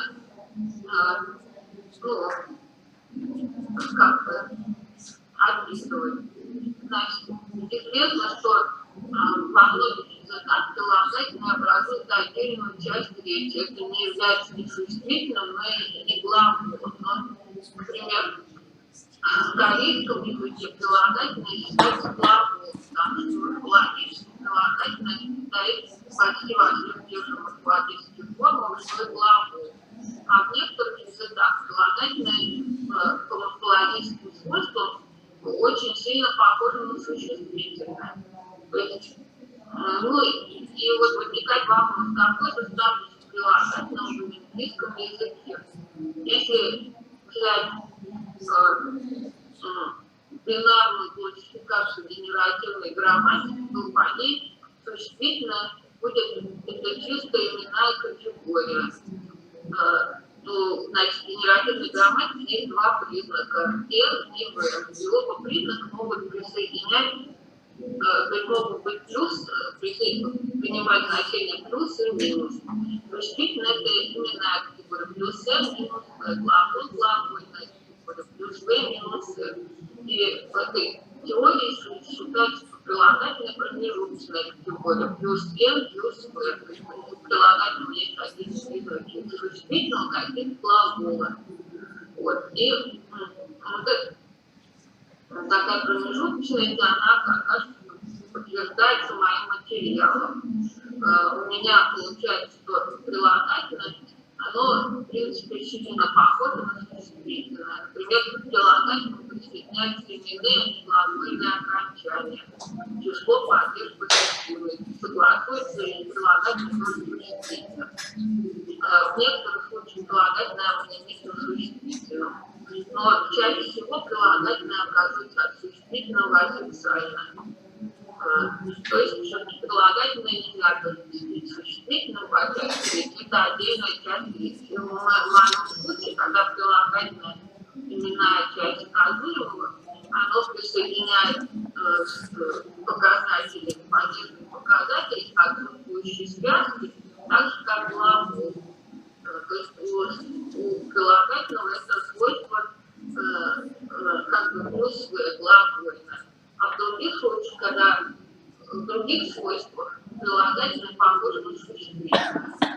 Вот. Ну и вот, значит, получаются такие выводы. В английском именном сказуемом синтаксические свойства прилагательного именной части отличаются от свойств существительного именной части. Прилагательного именном сказуемом демонстрирует свойства глагола.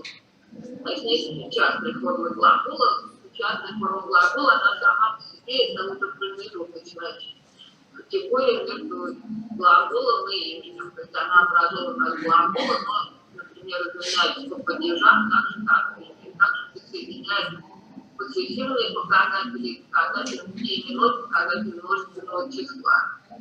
А существительное, оно не демонстрирует никакое сходство с глаголом, и поэтому оно не может присоединять при отсутствии связки падежный показатель, который обусловлен согласованием глаголов. Подтверждается признаковая характеристика прилагательного как плюс С плюс В предлагаемые федеративной грамоте. Но это весь доклад, если есть вопросы, будем рады на них ответить. Закрыть доступ. Закрыть запах.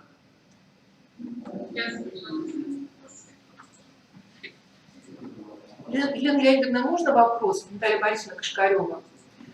Может быть, я вначале прослушала. Да, скажите, пожалуйста, в простом предложении, когда прилагательное и существительное являются именными сказуемыми, ну, допустим, он был хорошим, он был там, шофером, там время, наклонение, ну, вот какие-то глагольные категории выражаются при помощи связок или они могут непосредственно... Спасибо за вопрос. Я пока это подробно не спрашивала информацию, но время выражается точно главное связки. На связке, да? Я думаю, что скорее это будет связка, но я проверю. Спасибо. Просто это и такое... Если они так по-разному ведут себя в придаточном, в определительном, то, может быть, у них есть и какие-то различия в простом предложении. Например, объем грамматических категорий, которые могут передавать прилагательное, если оно функции именного сказуемого, то часть грамматических категорий оно может принимать непосредственно на себя, а другую часть не может. Ну, вот в полипредикативных конструкциях, потому что такой вопрос мне не приходил в голову, а это очень интересно, что они берут на себя вот эти вот подделки. Это в ненецком, да, языке? Да, в ненецком языке, да. Ну да, если он тоже мне спасибо за замечание, это надо будет проверить. Спасибо. Но я хочу добавить, что вот это, они принимают это глагольный обязательный адрес только в случае нулевой связки, а в случае обычной связки звучащей, они никаких показателей не принимают. Поддержку.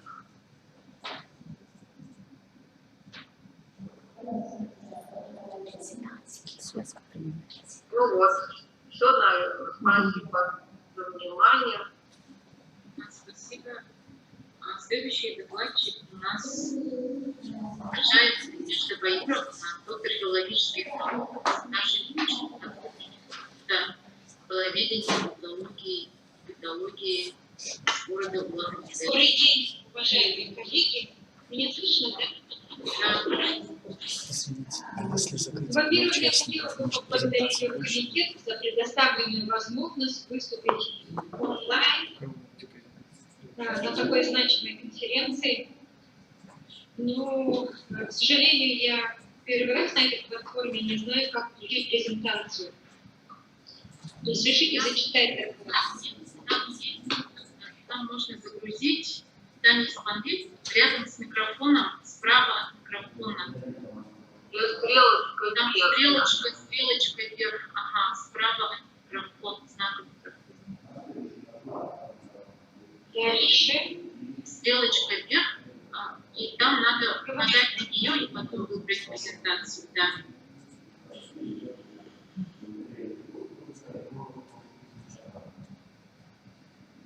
Загружается. Да, загружается. Так, видно, да?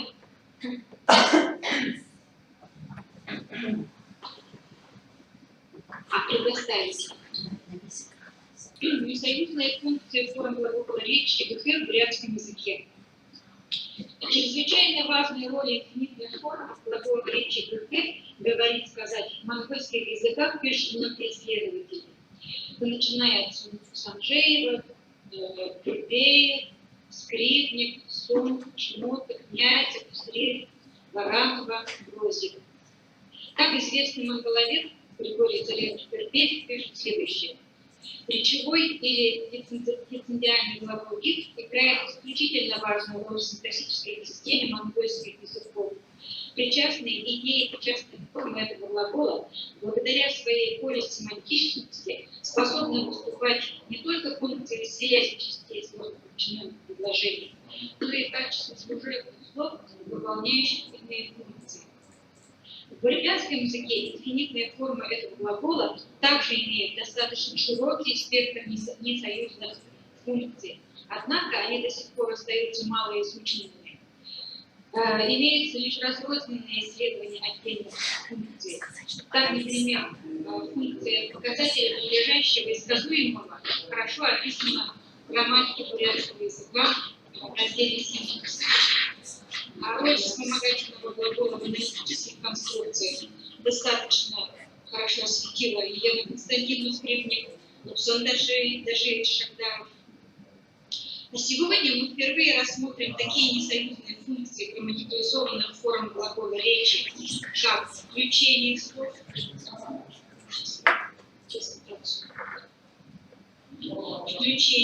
акцентирование слов, маркирование логического вывода, образование наречий, выражение эмоций, роль вспомогательного глагола в обстоятельственных конструкциях образа действия. Рассмотрим первую функцию включения слов.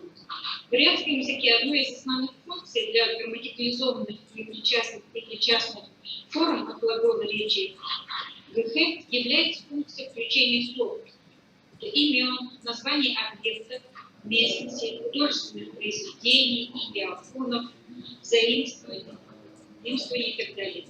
При включении слов главным образом используется форма соединительного причастия, затем форма многократного причастия и остальные формы. Пример. Горбачев уже ехали нотки не буревут. Вы перестали узнавать своего большого начальника по имени Горбачев? Или другой пример. Многие делают яхты выжигала штуки. Покушав сейчас поедем вместе под названием Кяхта. Грамматикализованная форма глагола также используется для конверсии идиофона либо в предикат, слайд, либо в предикат, либо в обстоятельства образа действия. Пример третий. Дивидный вдохнуть надо не имело. После этого как-то по-другому сверкнули его глаза. И пример с формой причастия возможности от глагола ГХ не в ГМ служебный лейтенант. Отрядный или строго одетый лейтенант. Обстоятельства образа действия. Как нам представляется, в примерах с включением идиофонов уже не ощущается связь с исходным глаголом речи. И как справедливо отмечает исследователь калмыцкого языка Баранова Влада Вячеславовна, формы глагола длинности на синхронном уровне обладают неоднозначностью. В некоторых контекстах носители осознают исходную лексическую семантику глагола, тогда как других часто опускают при переводе, то есть глагол говорить воспринимается как частично демонтизированный. В этой работе автор выделяет также отдельную функцию маркирования переключения входов формами глагола «ги», но на материале бурятского языка мы не обнаружили такую функцию. Следующая функция – акцентирование. Некоторые служебные формы от глагола речи употребляются в качестве акцентирующих частиц, выделяются как имена, так и предикаты. Рассмотрим пример с причастной формой ГЖ. Хубунде гжасахын купюс. Пальто, привезенное именно для сына своего. Или шестой пример. Хубсамин ГЖ. Ханги нафту гжинкэ. А одежда его свисает лохмотьями. Далее. Интересно, что в калмыцком языке приходится речь, такие примеры характеризуют как выражающие оттенки иронии и некоторой фамильярности. Еще одна функция – это маркирование логического вывода или умозаключения. Сравним два примера. Обо мне Ерей, отец мой пришел, и с частицей Гэша. Обо мне Ерей Гэша, значит, мой отец пришел. Говорящий скажет эту фразу, если он допустим, каким-то признаком узнал, что отец его приехал. Далее, функция образования наречий. Инфинитная форма служебного глагола говорили также участвует в образовании превосходной степени наречий и входит в состав устоявшихся сочетаний. Энгетер, энгетер, энгекшин. Все они имеют значение очень сильно, как следует, хорошенько. Приведу пример. Пимуно азатерни энгетер харара. Я сейчас как следует его отругал на улице. В этих конструкциях также не ощущается уже связь частиц с исходным глаголом. И, кстати, эти конструкции характерны для разговорного стиля. Следующая функция – это функция выражения по вопросительному слову «ю» с инфинитными формами от глагола «бх». Например, «юден эншктею» – как же опасно. Если, скажем, эншктею, ну, просто опасно, а с добавлением этих частиц и вопросительного слова уже выражается эмоция.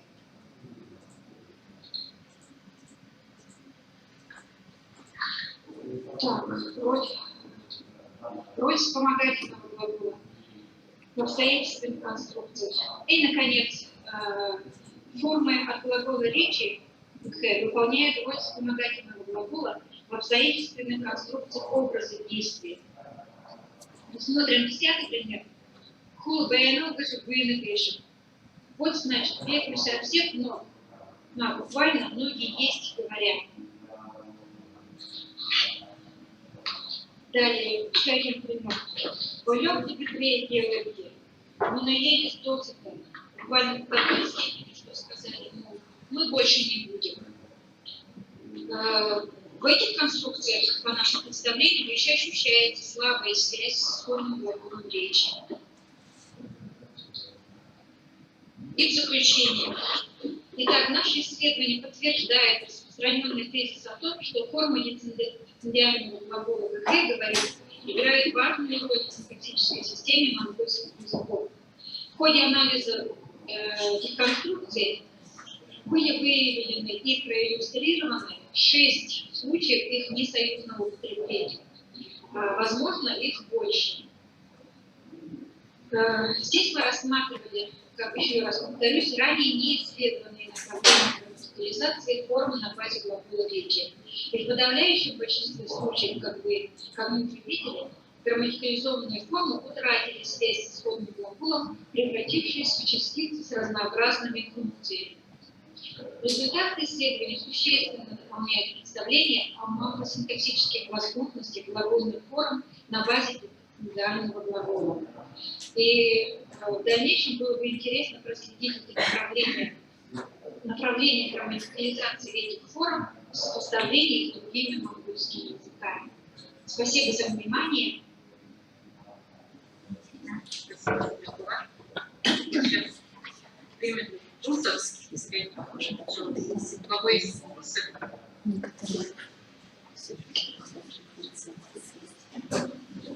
Можно прокомментировать, чтобы изучить.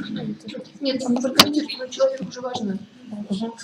Да. У нас есть комментарий. У нас есть комментарий. Можно как-то развернуть?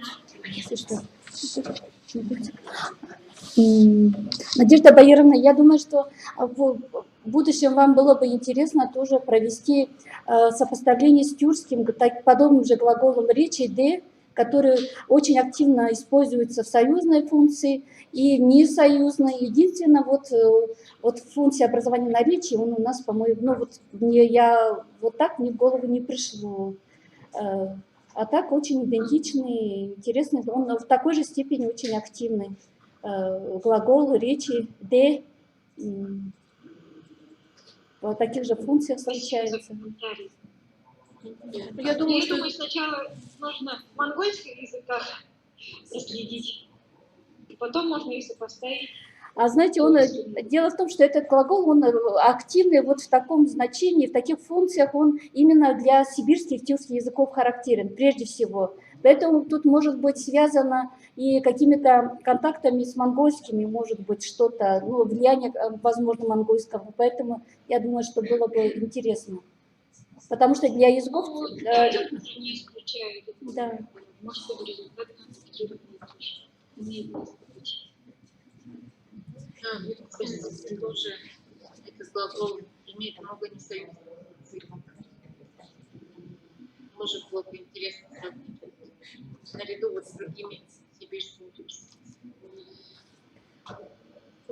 Ну, мне, знаете, истинно, не знаю, почему функцию надо называть включение слов, там вот первое, которое, там, где гора по имени что-то, вот, не совсем, а мне понятно, вот, ну, когда так называют включение слов. Все названия вводятся, да, город под названием. Да, да, да.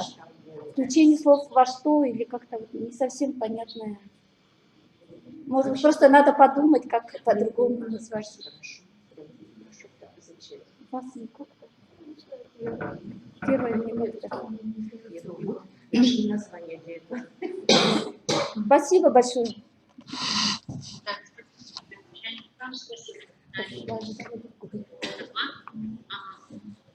Следующий доклад из города Междуреченска. Название доклада «Модели компаративных конструкций в языке этноса саяно-алтайских тюрков». Пожалуйста, Ирина Витальевна.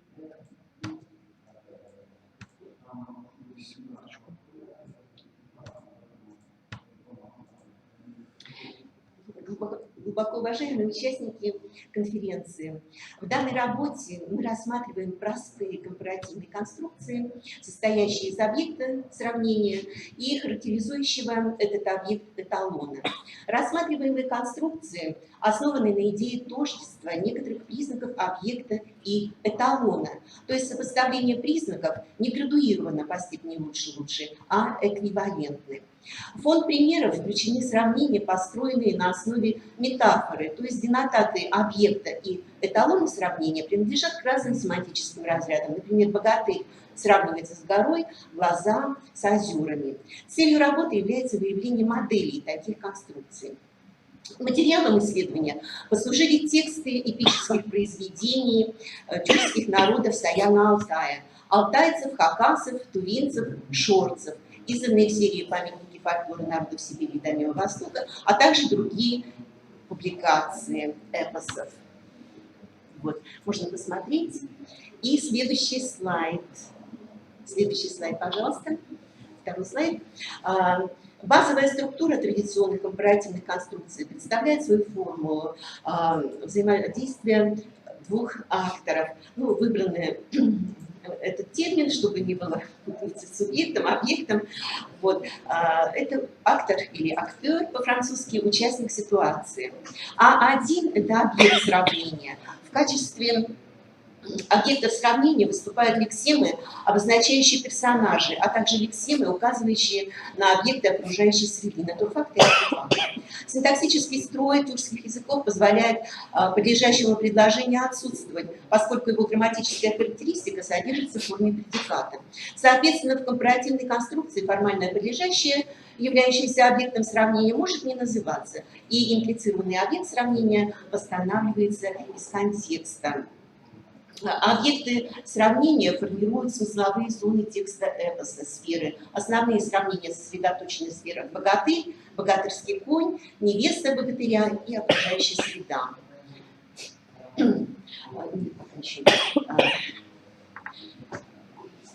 А2 – это эталон сравнения, предмет или явление, с которым сопоставляется описываемый объект. Эталон вербализуется нарицательной лексикой, ее основные лексико-семантические разряды: ландшафт, стихии, флора, фауна, соматизм, артефакты.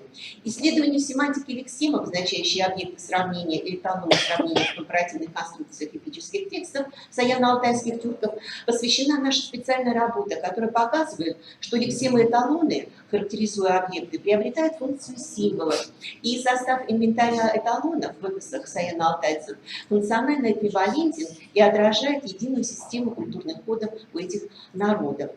Обратимся к описанию предмета исследования. Структура компаративной конструкции маркируется оператором сравнения.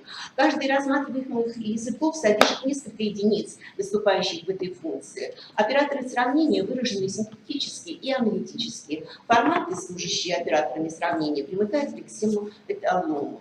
Описание аффиксов и служебных слов, служащих для построения сравнений, содержится в соответствующих разделах грамматик алтайского, аюрского, хакасского, шорского, тувинского языков, автора Деренкова, Карпов, Исхаков, Паньбат и в некоторых специальных работах. В анализированных текстах эпоса используются приведенные форматы, выполняющие функцию операторов сравнения, указываются аналитические форматы, и к аналитическим операторам сравнения мы относим и функциональную форму глагола быть, стать, полу и бог в тувинском. И в синтетические форматы в алтайском языке, ды, ду, хакасском, шорском, ты и некоторые другие. Значение операторов сравнения соответствует словам, используемым в переводах на русский язык, как подобно, будто, словно.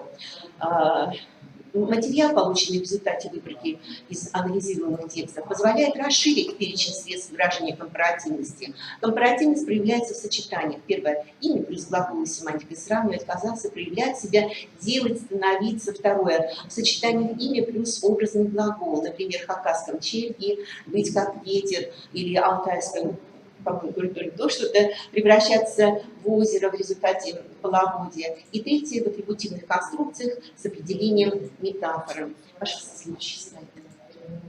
Третий. Лексема-эталон и формат-оператор образуют компаративное ядро. В докладе приводится описание модели компаративных конструкций на основе синтаксической позиции компаративного ядра. Определяется семантика модели. Выявленные синтаксические позиции компаративного ядра – атрибут, предикат и актант предиката. Слайды 4, 5, 6 последовательно. Компаративное ядро – атрибут А1. Компаративное ядро в качестве атрибута характеризует его с позиции количества, величина или размера отдельного объекта, множественности для однородных объектов, массы для веществ, а также характеризует форму объекта и отношения. Богатырь, богатырский конь, дворец в качестве объекта сравнения во всех эпосах имеет эталон гора. Небольшой по размеру объект сравнивается с коленным суставом зайца в тувинском эпосе, с кулаком в хакасском, сердечком в шорском. Животные сопоставляются с животными. Собака величиной стёлку. Частотная формула сравнения характерная для всех рассматриваемых эпосов. Камень размером с корову, с быка. В позиции атрибута лексема-эталон часто оформлена аффективным аффиксом со значением обладания и возможно оформление аффиксом, образующим относительные прилагательные. В шорских моделях последовательно употребляются операторы чешения с общим значением меры. Слайд 7, 8, 9 последовательно. Компаративное ядро, предикат актора 1. Лексический состав примеров, построенных в модели компаративное ядро в качестве предиката автора А1, аналогичен атрибутивной модели. Такие модели формируют предложение тождества. Именное сказуемое присоединяет по необходимости вспомогательные глаголы для обозначения процессных аспектов модальности, темпоральности и сексуальности. В составе предикативного компаративного ядра наблюдаются операторы сравнения в хакасском, шорском, оскас, ашкаш, алтайском, предикаты, образные глаголы функционально близки моделям, в которых эталон сравнения выступает в качестве актантных предикатов, обозначающих способ действия. И вот примеры образных глаголов и глагольное компаративное сочетание. Слайд 10, 11, 12, 13. Компаративное ядро актант предиката А1. Семантика модели указанного типа характеризуется в зависимости от семантического типа глагола, выступающих в качестве предиката. В моделях с непереходным динамическим глаголом актант А2 выражает способ действия автора А1. Персонаж, богатырь, богатырский конь, перемещается в пространстве как птица, как молния, как река, как дождь, как стрела. Сражается, дерется как бык, корова, как собака, кричит как 50 косуль или 50 метелей. То есть не тянились еще, как сахаты. В модели с переходным динамическим глаголом семантический фокус сосредотачивается на характеристике актора А1 и отчасти актанта А2. Богатырь трясет соперника как мешок и выказывает силу, ловкость, агрессивность этого актора, то есть он характеризуется. Ну и с другой стороны актант показывает свою слабость. В модели с мотивным глаголом, слайд 14, в модели с мотивным глаголом состояние актора 1 оценивается как состояние актанта А2, выражаемое способом действия. Семантический фокус – характеристика актора А, эмоциональное состояние. Слайд 15. В моделях с глаголами звучания актантное компаративное ядро активизирует воображение слушателя. Говорящий дает оценку впечатлению. И звуковой фон создается голосами птиц, животных, звуками стихий, объектами природы и артефактами. 15 слайд остается. В данной модели признак актанта А2 отождествляется с признаком актора А1. Предикат – глагол состояния. Семантический фокус – характеристика актора А1, внешний вид. Автор характеризуется с позиции количественности. Если глагол статический, то эталон может быть неживым, да, артефактом. Например, как черная тайга народ жил, оказывается, как пестрая галька, белый скот стоял. То есть столько много скота, что издалека смотришь, как пестрая галька на берегу. Предикат динамический глагол, тогда эталон сравнения живые существа. Например, признак А2 множественность однородных объектов и впечатление его состояний, хаотичное перемещение отождествляется с признаком актора А1. Там, как ласточки порхают, как муравьи копошатся. Облик А1 отождествляется с обликом А2. Например, такой интересный пример. Славный красный гриневый конь скачет, будто красная бабочка летит, тонкая нить, будто тянется. То есть вот наши пространства настолько большие, и с высоких гор можно далеко-далеко видеть вот скачку этого коня, который так далеко расположен, что похож даже на маленькую бабочку порхающую. То есть вот здесь сравнение основано на отождествлении внешности. А вот эта нить, протянутый свет, вот эту пыль, вот это вот так далеко клубится, тянется, как тонкая нить. В актантно-предикативных моделях активированы операторы хаковский шорская чле, чле, башкаш, шорская чеш, не, баскас, турецкая беле, алтайский ушкуш, тут берлю и другие, что создает функциональные семантические соответствия. Ну, проще говоря, что это неправильно, но это называем синонимией моделей. То есть вот одинаково, казалось бы, дополнение лексическое, смысл одинаковый, а оформление операторами или, может быть, даже замещающие их глаголами несколько другое по форме. Заключение. В данной работе приводятся результаты инвентаризации простых компаративных моделей и проводится предварительный анализ их семантики. Множественность операторов сравнения в пределах одного языка свидетельствует о прагматической специализации форматов. Это с одной стороны, и разноструктурные модели, соотносимые по семантике и функциям, с другой стороны, существует. Такая синонимия, в кавычках, способствует оптимизации нарративного текста, оживляет его, устраняет однообразие, монотонность и активирует внимание слушателя. Благодарю за внимание.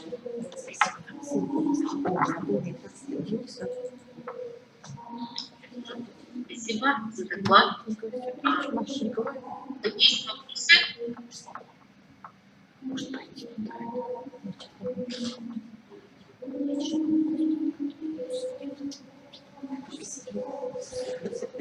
Там, к сожалению, да, слишком были мелкие примеры, я не успевала их все прочитать, но там были некоторые примеры, и, к сожалению, тоже слайды были, нет, да, спорные, потому что там в каких-то случаях как будто это был не показатель сравнения, а показатель неуверенного субъективного отношения. Вот, надо посмотреть, я, к сожалению, сейчас да, дело в том, что там не было сравнения.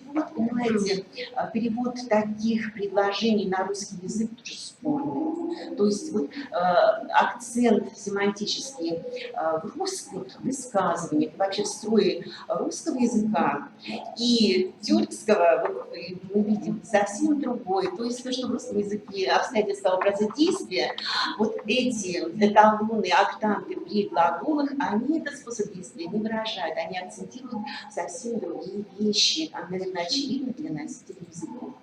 Нет, ну я имела в виду именно смыслы, которые там передаются, Да. что в каких-то фразах я не увидела самого сравнения как Хорошо, Наталья такового. Борисовна, спасибо большое за это замечание. То есть нужно больше, может быть, давать дословный какой-то перевод. Ну, глассировать, конечно, нужно, да. Да, у Ханисы Чайдатовны вопрос был, да?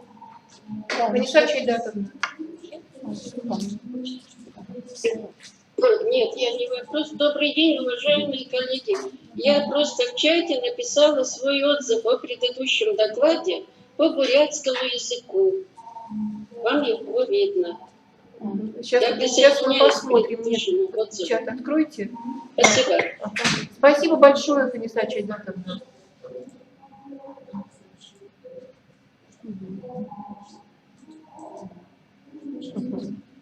Спасибо. Да. Честно, читать чат, да, там предыдущий отзыв поддерживает доклад по бурятскому языку, мне пришел слушать. Так, вопросы все, да? А сейчас тогда переходим к следующему докладчику. Следующий докладчик Куникова Алина Николаевна, доктор филологических наук, ведущий научный сотрудник, доцент Хакасского государственного университета имени Николая Федоровича Картанова из города Абакан. Название доклада «Модели осложненных предложений с сопоставительными оборотами в хакасском языке». Пожалуйста,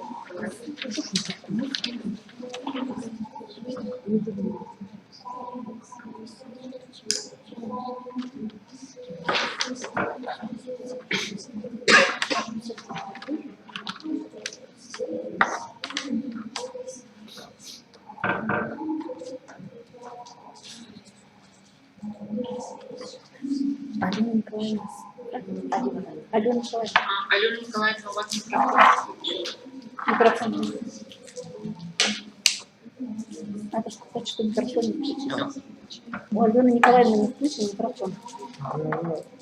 И наш тоже. Алена Николаевна, ваш микрофон отключен.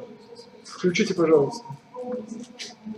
Да, нажмите, вот, пожалуйста, на микрофон. На панели управления.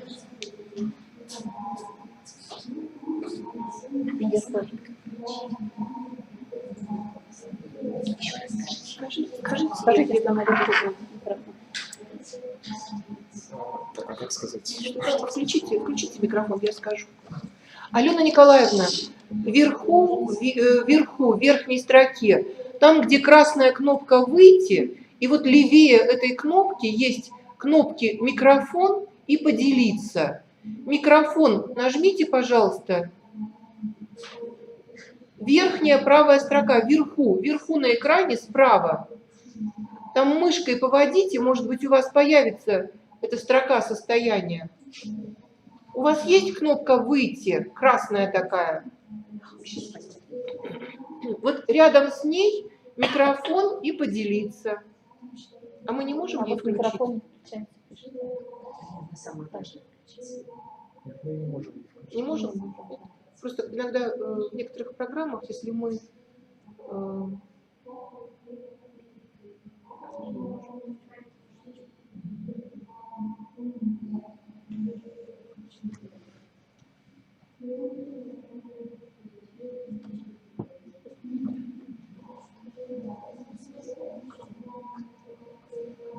Может быть, тогда действительно следующего докладчика объявим?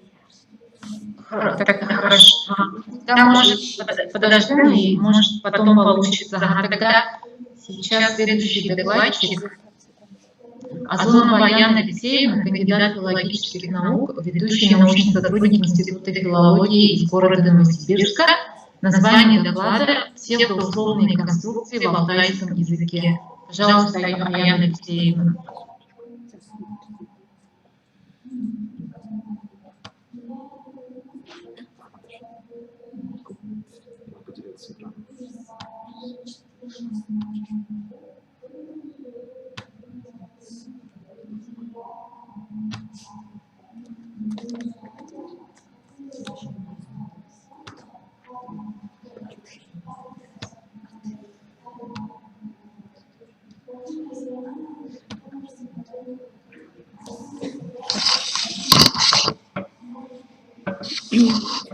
Псевдоусловные конструкции еще называют конструкциями квазиусловными, формально-условными, не собственно условными конструкциями. Это конструкции, которые строятся по модели собственно условных конструкций, но отличающиеся по семантике. Ну вот, например, отсутствует отношение условия-следствия, условие не является гипотетичным, а фактическим и другие. Так, сам по псевдоусловные конструкции, они отличаются от собственно условных модальностью зависимой предикативной единицы. Так, собственно условные конструкции, они характеризуются не реальной модальностью, а псевдоусловные реальной. Основным средством выражения этих конструкций, как и собственно условных, являются полипредикативные конструкции, сказуемо зависимой части которых оформлена общетюркским условным показателем за. В алтайском языке зависимая часть с условным показателем занимает линейно первую позицию. По семантике такие предложения, они сближаются с временными, причинными, сопоставительными, изъяснительными конструкциями. Самые широко распространенные – это временные конструкции. В алтайском языке вот эта условная форма «са», как показывает исследование Татьяны Петровны Филистович, имеет условно-временную семантику, поскольку активно участвуется как в условных, так и временных конструкциях. Ну, например, для сравнения в тувинском языке, как показывает исследование Людмилы Алексеевны Шаминой, в тувинском языке эта форма во временном значении используется значительно реже, чем, например, в алтайском языке. Вот функционирование и семантика этой формы во временных конструкциях алтайского языка очень подробно описано в монографии Филистович Татьяны Петровны.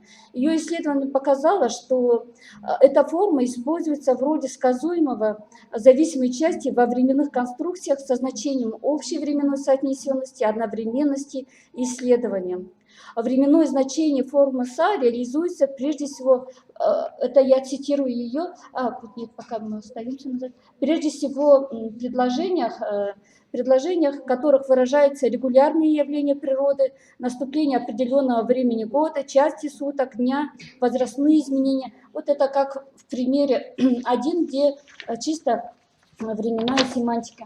Но в алтайском языке большую долю составляют примеры, которые допускают как условную, так и временную интерпретацию.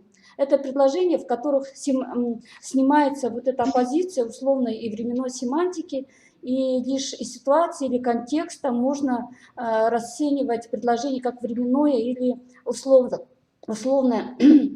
Вот этот тест иллюстрирует второй пример. Если когда об этом узнает Ядгар Жан, он меня тут же убьет. Если говорящий имеет в виду, что Ядгар Жан может не знать, тогда отношения между событиями носят условный характер. А если берется во внимание соотнесенность событий во времени, то предложение прочитывается как временное.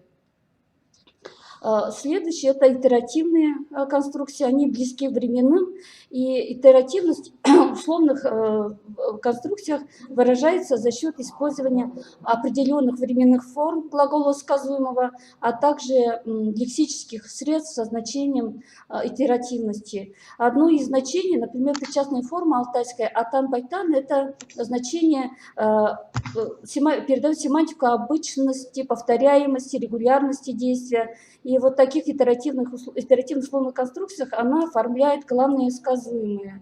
И они, итеративные вот эти конструкции, они не могут интерпретироваться как условные, поскольку описывают реальные фактические действия, а не возможные или невозможные. И как отмечает Светлана Буркова, Игоревна Буркова, что условная форма глаголов таких конструкций не выполняет функцию показателя условной связи, а лишь реализует свое значение альтернативности. Это следующий пример, когда, если наша кошка умывается, приходит гость. Совмещение условно и причинного значения мы видим вот в следующем примере, это примере 4, где смысл зависимого предложения может рассматриваться или как условие реализации следствия, или как его причина. Но тут, конечно, условно она реализуется именно как причина. И вот в таких условно-причинных конструкциях события зависимой части служат объяснением причины ситуации в главной части. Раз ты недавно не помог по математике, теперь больше не жить. Вот по мнению Шубина, исследователя конструкции обусловленности алтайского языка, причина всегда есть условие определенного характера, но условные предложения предполагают альтернативу, выбор из двух возможностей, а причины такой альтернативы не предполагают. Следующее – это сопоставительные конструкции. Они очень редки в алтайском языке, и в этих конструкциях условно-следственные отношения заменяются на сопоставительные, и действие в главной части не обусловлено действием в зависимой части. Для предложений этого типа характерен параллелизм форм главного и зависимого сказуемых. Это, если Амур не знает, то Аржан знает. Ну, вот. И второй пример. Если раньше не говорили, мама, то теперь говорят.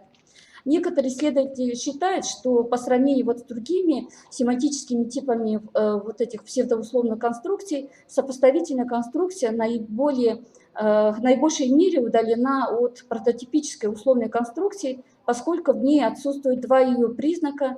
Это первое, то, что условно-придаточное предложение не выражает предположение, а действие главного предложения не обусловлено действием придаточным. Это я цитирую Перельмутера. Следующее – это изъяснительные конструкции. В изъяснительных конструкциях сказуемым зависимой части выступают глаголы оперирования информацией, а также глаголы типа «слышать», «видеть», «думать», «сказать» и так далее. И эти конструкции являются асимметричными и содержат имплицитное звено модусной семантики. Слышу, вот, например, слышу, кошка в сундуке мурлычет. Вот такие предложения относятся к изъяснительным. Ну, типа, если послушать буквально, то можно услышать, что кошка мурлычет. В этом предложении нет непосредственной условной связи между ее частями. Если я не буду слушать, кошка не перестанет мурлыкать. И следующий тип – это оценочные, условно-оценочные конструкции. В таких конструкциях оценки следствия заменено на оценку. Ну, вот, например, если собака без причины лает, плохо. Ну, вот всего выделено вот 6 таких семантических типов несобственно условных полипредикативных конструкций для алтайского языка. И вот наше исследование показало, что вот такие псевдоусловные конструкции в алтайском языке, как и в других языках, имеют одинаковые формальные средства выражения с условными конструкциями. В алтайском языке основным средством выражения являются условные конструкции с показателем «за». Что я хотела бы отметить, что в алтайском языке собственно условных конструкциях наиболее часто встречаются такие конструкции, где зависимое сказуемое оформлено аналитической формой. Это когда причастная форма и плюс глагол «быть» в условной форме. Вот тут, ну, по крайней мере, в моей картотеке пока я не встретила такого чисто синтетические, ну, возможно, ну, это то, что мы заметили.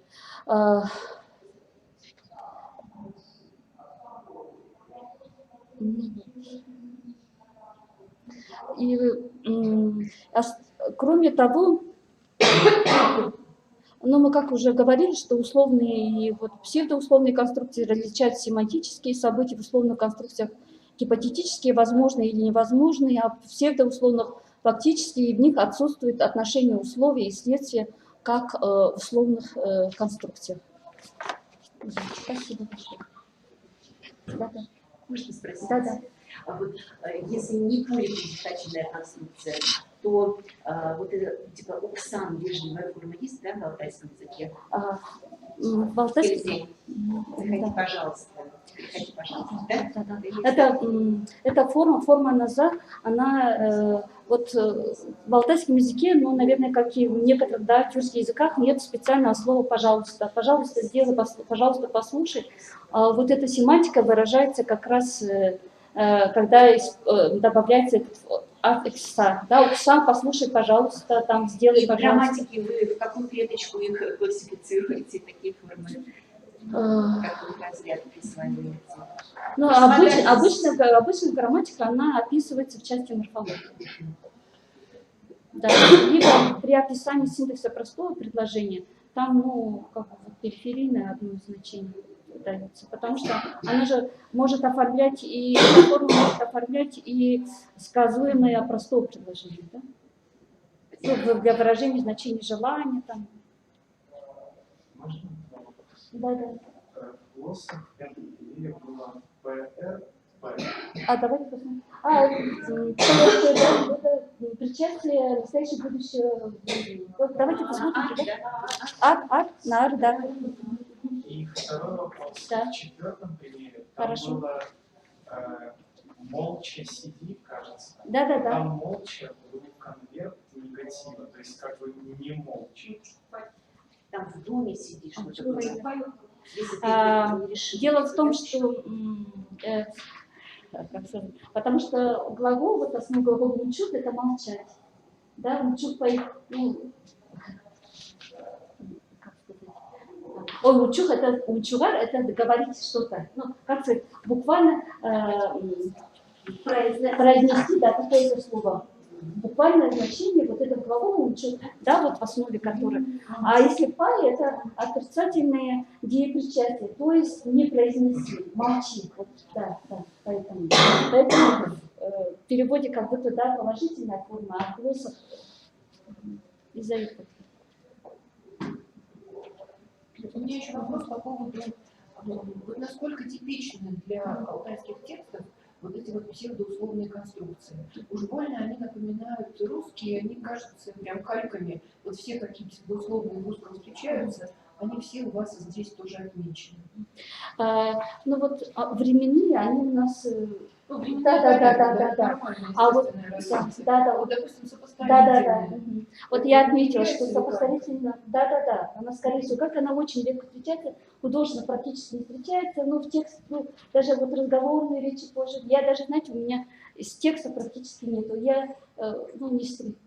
очень редкие, да, под влиянием, скорее всего. И что интересно, вообще работать, по условным конструкциям очень много работы в тюркологии, да, но вот эти не собственные условные конструкции, вот эти, они, как правило, не рассматривались, поэтому не были. Само собой разумеющиеся. Ну, как-то не обращали, наверное, всегда вот на основные значения, вот на собственно условные конструкции рассматривались, там, потенциальные условные или реальные. То есть, видимо, собственно, условная семантика принималась во внимание? Да. Еще я хотела предложить другую интерпретацию для примера, где у вас с модусными отношениями, если слышу, вот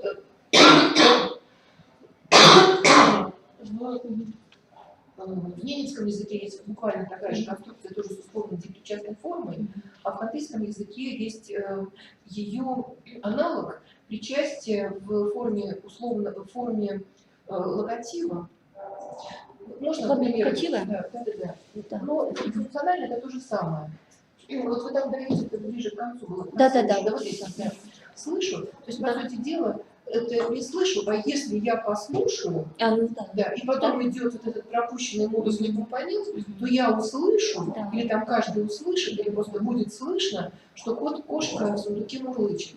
Вот мне кажется, что здесь называть такие конструкции изъяснительными все-таки нельзя, потому что компонент, между которым устанавливалась бы собственно изъяснительная связь, она как раз здесь отсутствует, этот компонент отсутствует. То есть если я послушаю, то я услышу, что...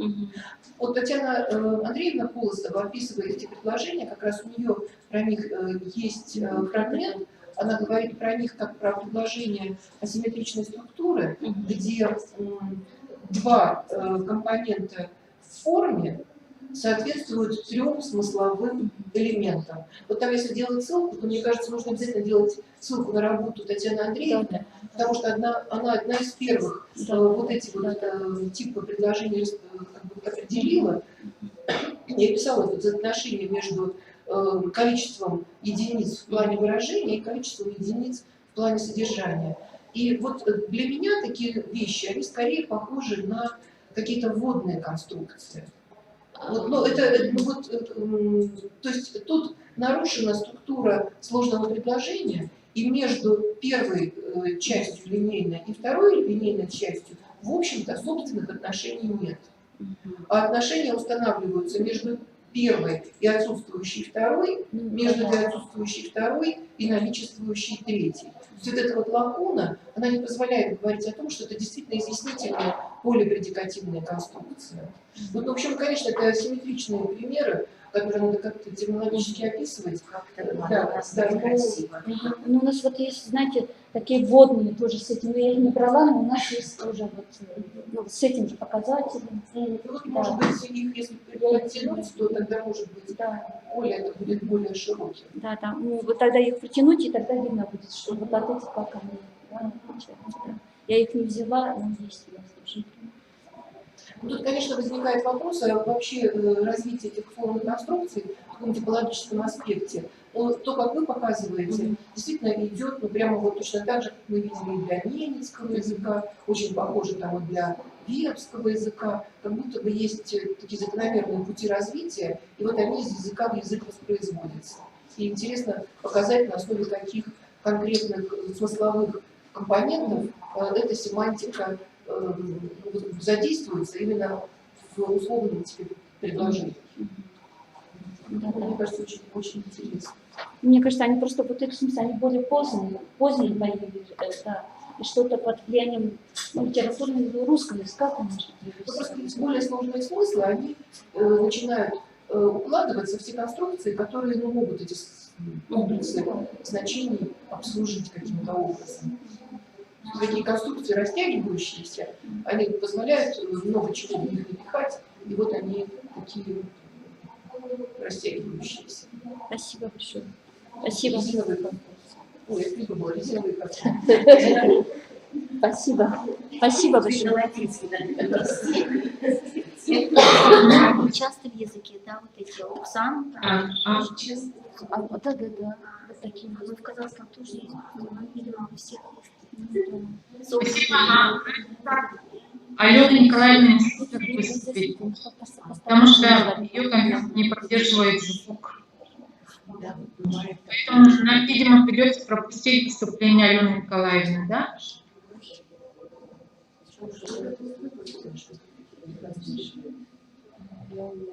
Николаевна, очень жалко, присылайте нам вашу статью.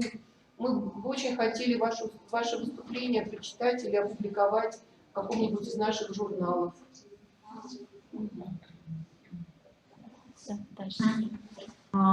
Хорошо, тогда мне придется следующего докладчика. Так, следующий докладчик я сама, Винокурова Надежда Ивановна.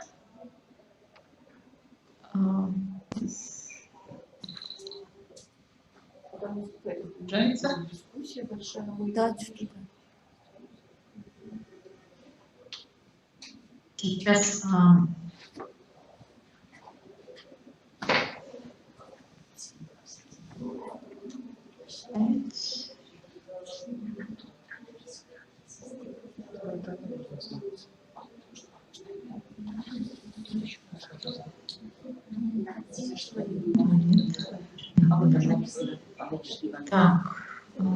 Надежда Ивановна, а А вы не могли бы развернуть вашу презентацию на весь экран?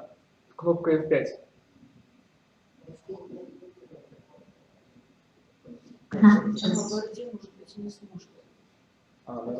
Нет, это PowerPoint. Нет, это PowerPoint. А теперь мы вообще ее не видим.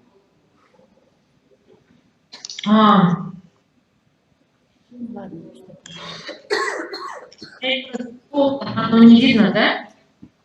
Сейчас я ее обратно скажу.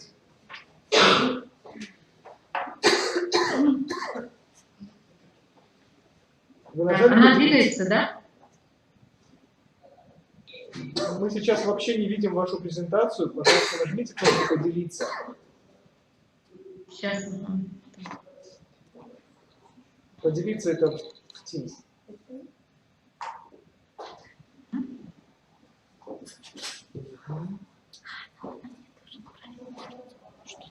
Вот, а теперь нажмите, пожалуйста, F5.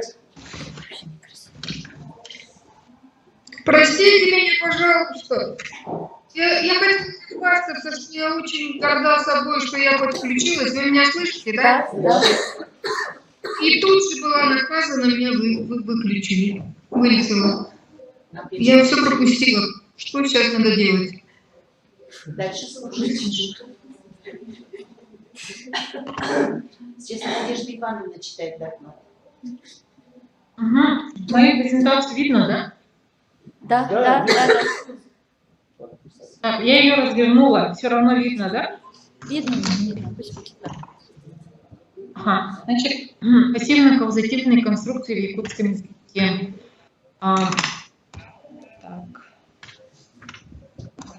Как вы все знаете, в якутском языке, кроме основного залога, имеется еще возвратный, побудительный, страдательный и совместно взаимный. И здесь я отметила, какими суффиксами они отмечаются. Так. Вот некоторые примеры. Значит, в основном залоге у нас основной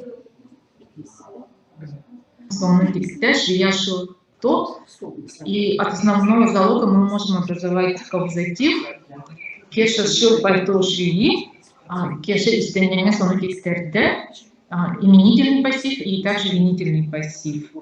В винительном пассиве подлежащее появляется в именительном падеже и в винительном, соответственно, в винительном падеже. Сон тигелинне, сону тигелинне.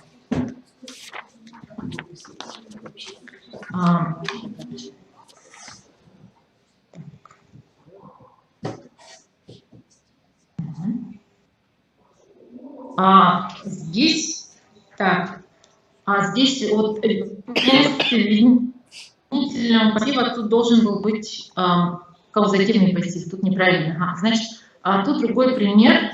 Кескель похвалил ребенка, и глагол хайга, он у нас допускает образование обычного каузатива, именительного пассива, а также вместо винительного пассива читайте, пожалуйста, каузативный пассив. Значит, в каузативном пассиве у нас имеется конструкция, похожая на каузатив, с каузативным суффиксом «ого кескельге хайгатта», однако по смыслу она похожа на именительный пассив. Список, здесь я привожу список некоторых глаголов, которые могут появляться в каузативном пассиве. Например, вот в корейском языке тоже имеется похожая конструкция, каузативный пассив, но там в основном глаголы с адверсативным значением, когда человеку наносится какой-то вред. А в якутском языке такого ограничения нету, и список глаголов довольно-таки непредсказуем. Здесь я показываю одно свойство якутского пассива, и это то, что в якутском пассиве, тут опять неправильно оказывается, да, в якутском пассиве то, что вот по-английски называется by phrase, допустим, Сопутствующая фраза. странно. А второе предложение, Миша полетела тут так, да, тут должен быть тар, в общем, да, тут должен быть каузативный суффикс. Отличие вот каузативного во втором примере от обычного пассива в том, что в каузативном пассиве, наоборот, нам необходимо иметь выражение инструмента. Надежда Ивановна, а вы листаете слайды, да? Или вы все еще на втором? Нет, я листаю, ага. А мы не видим. Ну это у меня, да, не видно, да? Нет. Я уже на каком-то, на 5-м слайде, по-моему. А мы на втором. Мы на втором. А мы на втором.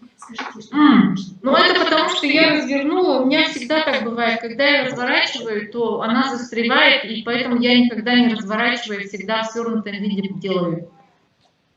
Ну давайте в свернутом тогда, потому что мы не Да. видим. Без примера сложно Да. Якутский воспринимать. Ай, хорошо. Сейчас, так. Я свернула. Так.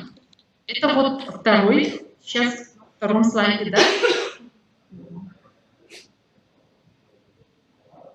Так. Ага. Сейчас вот третий слайд, да? Да. Ну вот.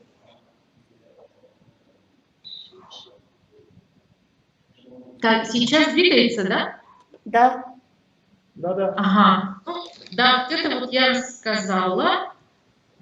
Так, вот это список глаголов, да, так, вот. И за теоретическую основу я беру систему, которая, вот эта система, которая была выдвинута в работе Райнхард 2000 года. В этой системе можно связать операции, которые преобразуют аргументную структуру и тематические свойства глагола. Эта система – это интерфейс между концептуальными системами и синтаксисом. Эта система включает в себя лексикон. Он состоит из концептов, которые закодированы с помощью формальных признаков и совокупность тематических операций, с помощью которых мы можем образовывать рефлексивы, пассивы, каузативы.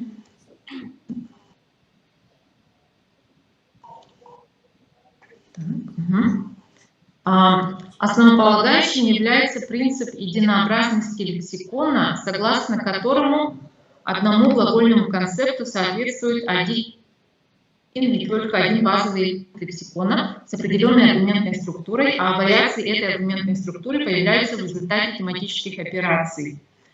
Так, применительно к якутскому языку базовым компонентом лексикона будет глагол хайгат – хвалить, а все остальные вариации хайган, хайгас, хайгат, они являются результатом тематических операций. Как было уже упомянуто выше, имеется два бинарных признака C и M, которые кодируют тематическую информацию, связанную с глаголом. Бинарный признак C вызвать изменение, он обозначает, является или не является причиной изменений участник, который обладает тематической ролью с этим признаком. И бинарный признак M, ментальное состояние, обозначает, задействовано или нет ментальное состояние участника. И разные комбинации этих признаков дают нам 8 группировок, которые приблизительно соответствуют традиционным тематическим ролям, таким как агент, пациент, инструмент.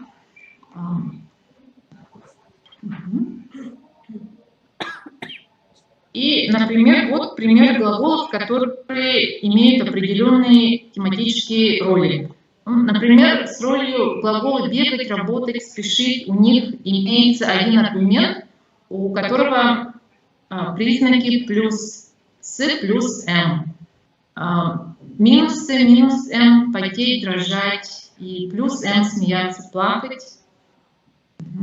Интересно вот также субъектные экспириенсеры, любить, ненавидеть, бояться, у которых первый аргумент минус С плюс М, а второй аргумент это пациент. Минус С минус М. Так. И давайте рассмотрим, как в этой системе можно преобразовать глагол «мыть» в пассив. Значит, базовое предложение у нас тут будет «Миша едет суета». Миша помыл посуду. Пассив в этой системе образуется с помощью операции, которая называется сатурация насыщения, когда экзистенциально закрывается внешний аргумент, первый аргумент, и в результате у нас и вот эта операция, она морфологически маркируется пассивным суффиксом. В якутском языке это суффикс «ын». И таким образом у нас образуется или цуюнна, или же у нас образуется, как известно, в якутском языке два вида пассива, именительный и винительный. И вот мы можем образовать два пассива. Так, следующий. Так. Это уже было у нас? Так. И, а теперь посмотрим, как можно образовать каузативный пассив. Значит, тут у нас есть базовое предложение «Тебен кешаны тепте», верблюд пнул Мишу. Первый аргумент – верблюд, и второй у нас Кеша. Кеша – пациент, у которого нет никаких признаков ни участия, ни ментального состояния, поэтому он минус и минус М, и я его отметила вот зеленым. А верблюд, он причина, он является причиной, и поэтому он является плюс С. Ну, насчет ментального состояния считается, что ментальное состояние, оно имеет значение только для людей, а не для животных. Да? Поэтому я отметила как минус М. И обычный пассив, значит, вот у нас результаты. Вот обычный пассив будет кеша тебелинне, обычный каузатив будет лена кешане тебенге тептерде, и каузативный пассив будет кеша тебенге тептерде. И здесь я цветами отметила преобразование аргументов и их вот падежи. Вот зеленый это у нас кеша, красный это тебен, верблюд, и вот фиолетовый это вот добавляется лена, каузатор. Да? Значит, тут я показываю, как образуется обычный пассив. В этой системе тематические операции могут происходить как в лексиконе, так и в синтаксисе. И в этом и состоит разница между именительным пассивом и винительным пассивом. В лексиконе, только в лексиконе возможно удаление винительного падежа, и, следовательно, именительный пассив образуется в лексиконе, а винительный падеж, когда винительный падеж сохраняется, он образуется в синтаксисе. И в результате вот у нас в начале два аргумента, красный номинатив, зеленый аккузатив, и у нас в результате получается вот лексический пассив именительный, когда аккузатив превращается в номинатив, и второй вид – это аккузатив остается аккузативом. Вот, значит, тут у нас я показываю, как можно образовать обычный каузатив. Обычный каузатив образуется с помощью тематической операции каузативизации, когда добавляется роль каузатора, и она морфологически маркируется каузативным суффиксом. Что касается каузативного пассива, то он семантически похож и на каузатив, и на пассив, и в его образование вовлечены две тематические операции. Первая тематическая операция – это будет добавление роли каузатора плюс «з», и это морфологически маркируется каузативным суффиксом. Затем происходит редукция, эксплетивизация роли каузатора. И в якутском языке операция редукции, она морфологически не маркируется, в отличие, например, от рефлексивов, которые маркируются суффиксом «н». И в результате мы получаем каузативный пассив, когда морфологически он похож на каузатив, а семантически он похож на пассив.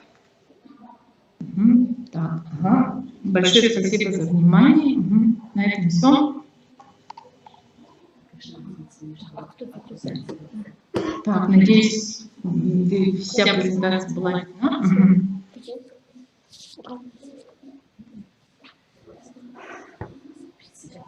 Да.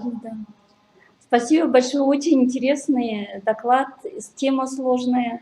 И в новом таком ракурсе, в новом таком ракурсе представлена вот эта тема залоговых, одна из сложных тем в тюркологии. Ну, хотя вот якутскому языку-то больше повезло, есть же монографическое описание, да, а у вас совершенно новый подход к той же, да, проблематике. Очень интересно, спасибо. Спасибо большое. Так, если больше нет вопросов, то мы перейдем к следующему докладчику. У меня еще одно замечание, что пассив с аккузативом может быть даже в русском языке в диалектах. Типа корову загнано в хлев.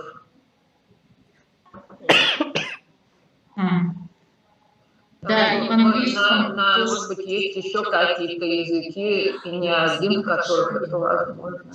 Да, вот насчет других тюркских языков я не знаю, но вот он есть в корейском, очень похожий, и в английском тоже есть.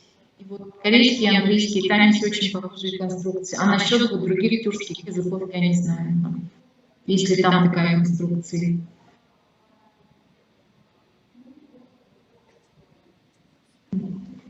Так. Видимо, нет, да? Или может есть. Ага. Так. Хорошо. Следующий докладчик. У нас уже последний докладчик.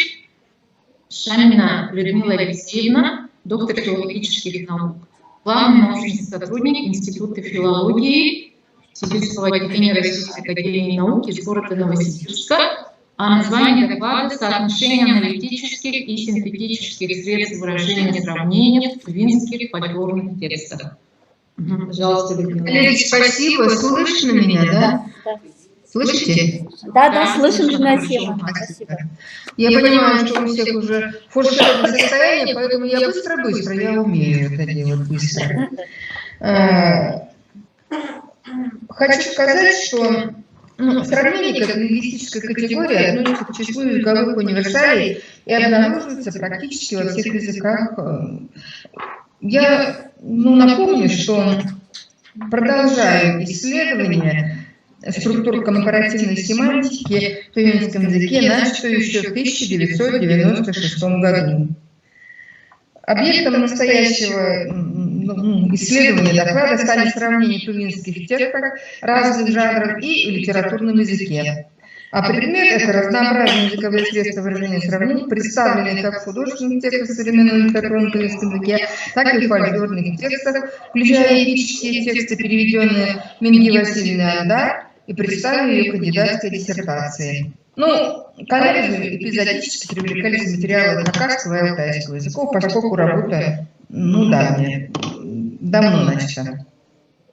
Уточняли состав, смотрели, какие новые мысли появились у народа вокруг компаративы. Ой, я здесь? Я потом скажу, когда слайды запускать. Это, в общем-то, примеры, чтобы не шокировать публику своим произношением. Естественно, что в тюркских языках нет сравнения подобного индоевропейскому. В русском языке мудрый, мудрее, мудрейший. В них работают другие принципы организации сравнения предметов, объектов и отношений между ними.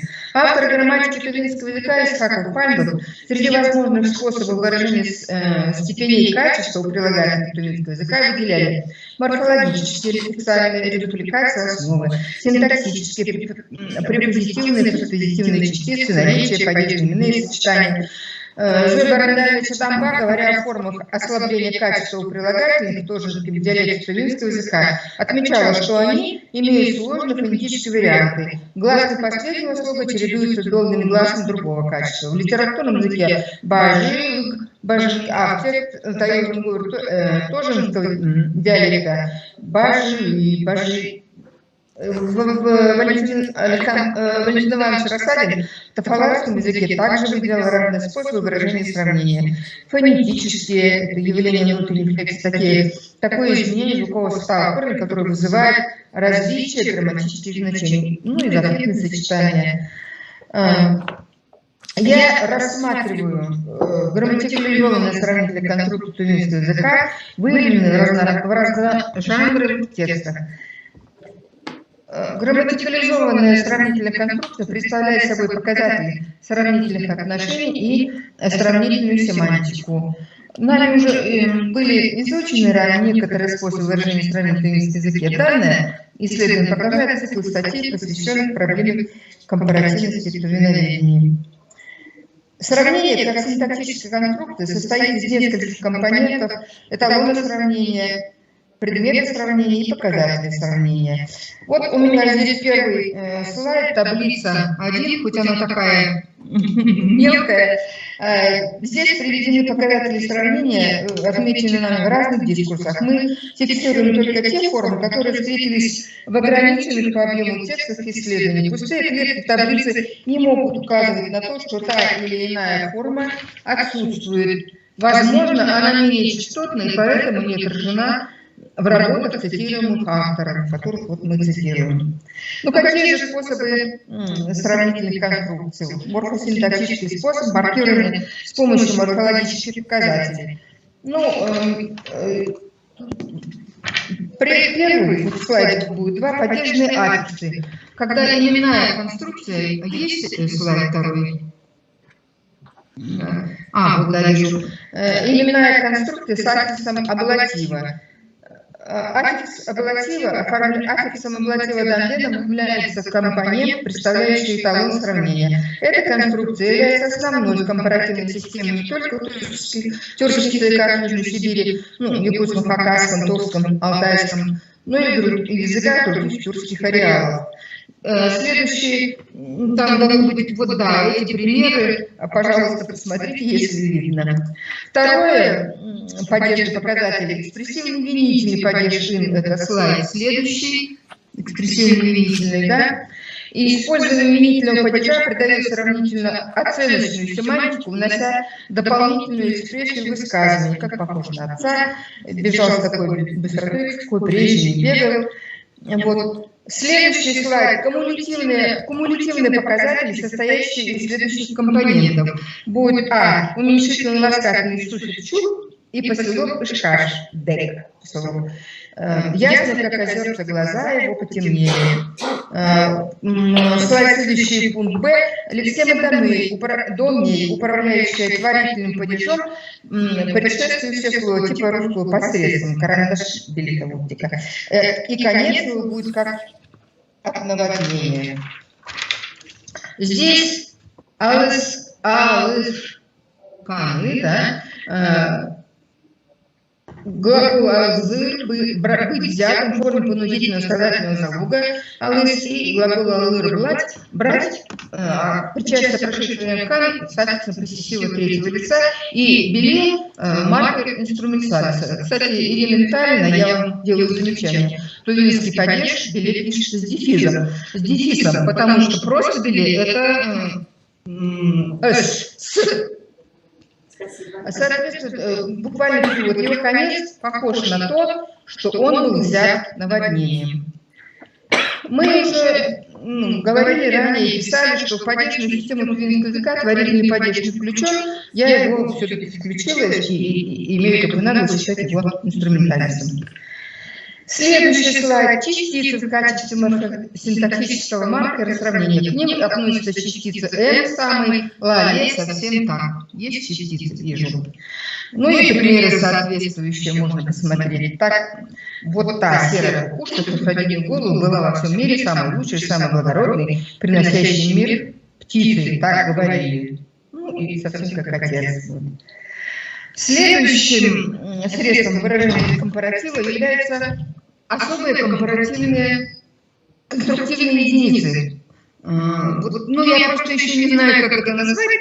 Вот они такие. Сравнительную семантику, а во многих случаях и выразительность, на наш взгляд, передают две особые конструкции. Первая. В тувинских эпических текстах маркирование сравнительной семантики осуществляется с помощью грамматикализованной формы болгар. Она образуется с сочетанием бытийного глагола «бол» в причастной форме прошедшего времени «наган».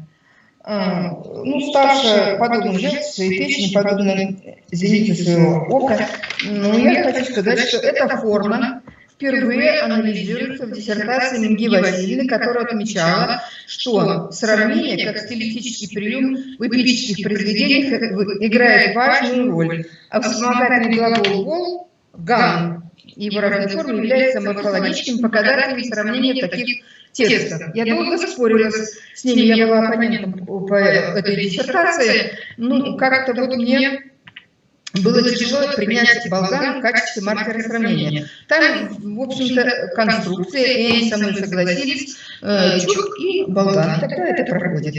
В качестве маркера сравнения можно рассматривать бивербальную конструкцию, это следующий пунктик Б. Ее первый компонент выражен глаголом в залоговой форме, причастен наган, а второй компонент глагол, несущий грамматическую, ставит темпоральную нагрузку. Там когда сова заснула, как мертвый, к ней подлетела кукушка и стала куковать вредно. Такая кукушка. Здесь я анализирую, как это образовалось. В этом примере олух, глядир, удух, колган, лурда. Как мертвая заснула. Сравнительной семантике передается конструктивной единицей олуглен, дир. Потом глагол и потом вспомогательный глагол лурда. Как мертвая. Здесь Б, любой глагол второй семантики. Типа уснуть, успасть, рухнуть. От прилагательного лук мертвый при помощи глагола, образующего аффиксала, образован глагол «алугле» умирать, а аффиксы возвратного залога и понудительного «дыр» завершают глагольную словоформу с семантикой «стать как мертвый». Вот почему это особая конструктивная структура, выражающая сравнение. Следующий слайд – лексические маркеры сравнения. Сюда входят полнозначные слова со сравнительным значением. Есть, да? Это глаголы типа «сравнивать», например, в тувинском языке. Хакасские глаголы тут приводятся, не произношу приолечки и ирочки. Показателям сравнительных отношений, в ряду прочих, можно отнести тувинские лексемы сравнительной семантики. Хо-карак, сага, хире.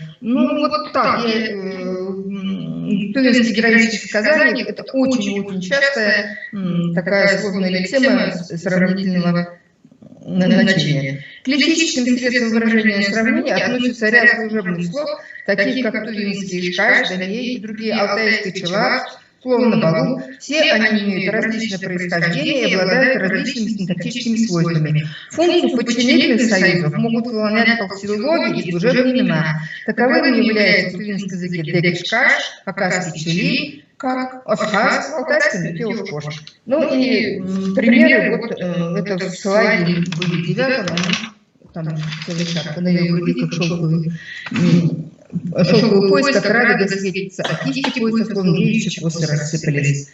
Анализируя осмысление отношений между представлениями о сравниваемых объектах, семантике показателей сравнительных отношений, мы отмечаем, что в предложениях, содержащих сравнения, не соответствующих фактам действительности, образно-метафорическое сравнение, используются компаративы шкаш, будто Хакасский челе, в Алтайском шкош. Все эти же компаративы используются для маркирования реальных ситуаций. Вот и реально, и ирреально. Выбор лексических единиц в процессе метафорической концептуализации и семантика лексем, используемых для объективации сравнительных отношений, зависит от осмысления ситуации и ее отражения в сознании индивида. Но есть следующие синтаксические маркеры сравнения.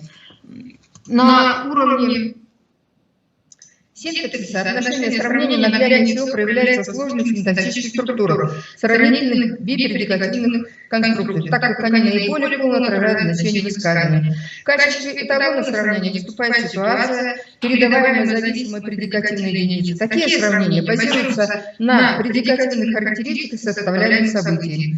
То есть отношение сравнения выражается с помощью аналитических конструкций сказуемого зависимой предикативной единицы, в составе которых последовательные частицы и другие. Список сравнительных, наверное, там есть у меня, их много. И примеры, соответственно, когда надевал эти, шнуровал крест-накрест, как было тепло и мягко, было так, как будто ноги мои смеялись. Семантическая структура этого предложения обнаруживается главным образом при помощи семантики аналитической конструкции сказания Бергелеля Шкаш-Волган, вводящей в зависимую предикативную единицу. Выражено сказано сочетание причастия прошедшего времени наган, посыловым Шкаш словно и вспомогательным глаголом быть в форме прошедшего времени. При помощи соположения форм наклонений, индикатив было тепло и мягко, и реальность, кто засмеялись, главным и зависимым предложением достигается компаративный смысл высказывания в целом. Ну, вот алтайский пример я привожу. Это стало типа будто у людей оборвало дыхание. Рассмотренные нами компаративные показатели, употребляемые для соединения элементов разной степени сложности в единый синтаксический комплекс, играют важную роль в структурировании поля компаративности в тюркских языках Южной Сибири. И заключение. Турецкий язык располагает разнообразными средствами для выражения сравнения. Это лексемы, грамматикализованные конструкции, сравнительные словосочетания и бипредикативные конструкции. Сравнительная конструкция концептуализирует отношения сравнения в семантике показателей сравнительных отношений. Многочисленные средства выражения сравнения взаимодействуют друг с другом и образуют компаративное поле. Структуры компаративного поля выполняют логически интеллектуальную сравнение объектов, расширяет наше познание, и экспрессивную сравнение создает образ встречи функции. Сопоставление результатов исследования сравнительных конструкций тувинского и других тюркских языков позволяет сделать вывод о существенной общности этих конструкций. Присутствующие различия объясняются языковыми особенностями. Отличие проявляется и в количестве компаративов, способе выражения оттенков сравнений и сфере употребления. Как выяснилось, несмотря на внешние различия, используя особых лексем тувинском и маргинально используя сравнительную падежа в хакасском, они оказываются во многом сходны. В частности, и те, и другие допускают употребление сравнительных посылов тувинской, дека, шкаш, алтайской, киперлю, шкош, хакасской, челео, сказ. Морфологическими показателями сравнения является тувинский дан, алтайский дын, хакасский дан. Одним из широко используемых средств выражения сравнения в русских языках является бипредикативная конструкция. Формы сложной номинации способны репрезентировать разные отношения между событиями и объективной действительности. Ну, в заключение следует отметить, что богатство языкового материала, развитие языковых явлений, динамичность всего аспекта изучаемых единиц представляет собой серьезную базу для исследования стратегии маркирования сравнительной семантики в разных языках. Ну, если у меня... Спасибо. Все, я не знаю, вы слышали. Ну, судя по тому, что слайды листали, значит, слышали.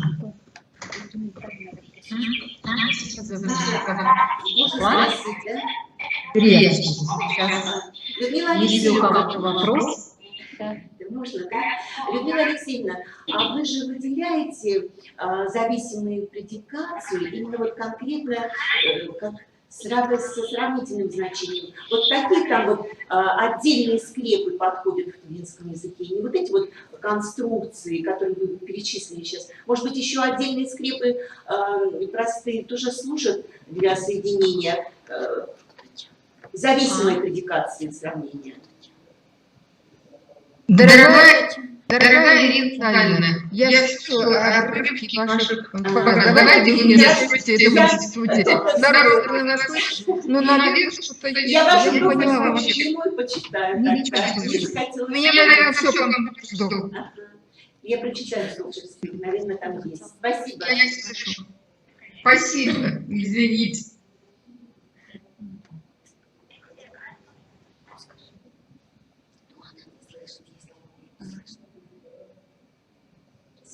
Если что-то говорите, я почему-то не слышу.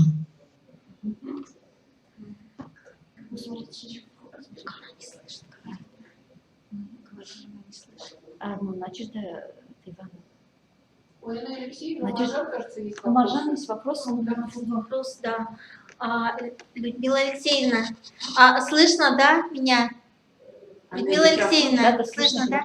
Слышу, говорите. А вот, ну, например, в казахском бывают такие случаи, вам встречались ли и как бы вы их расценивали, когда нет формальных показателей сравнения, но отношения как бы все-таки сравнение, например, каракат, то есть это глаза как смородина, но можно сказать каракат тай, то есть вот это ты, аффикс тай, а можно просто каракат, то есть это как будто бы формально это изофетная конструкция, но реально это вот именно сравнение. Вот как вы это, и как вы их называете, как вы расцениваете? Елена Валерьевна, естественно, вот в вашей интерпретации, в вашем пересказе это сравнительная конструкция, но я иду от форм, простите, я русский человек, я вижу сравнение в тексте по показателю, и эти предложения рассматриваю. Все, что без формы, без показателя, это вы у Азии Витальевны спрашиваете. Потому что у меня такого материала нету. Это как семантическое поле можно учить. Вот если возьмете метафора, будете читать в лингвистической интерпретации, вот там это есть, что в основе метафоры лежит сравнение.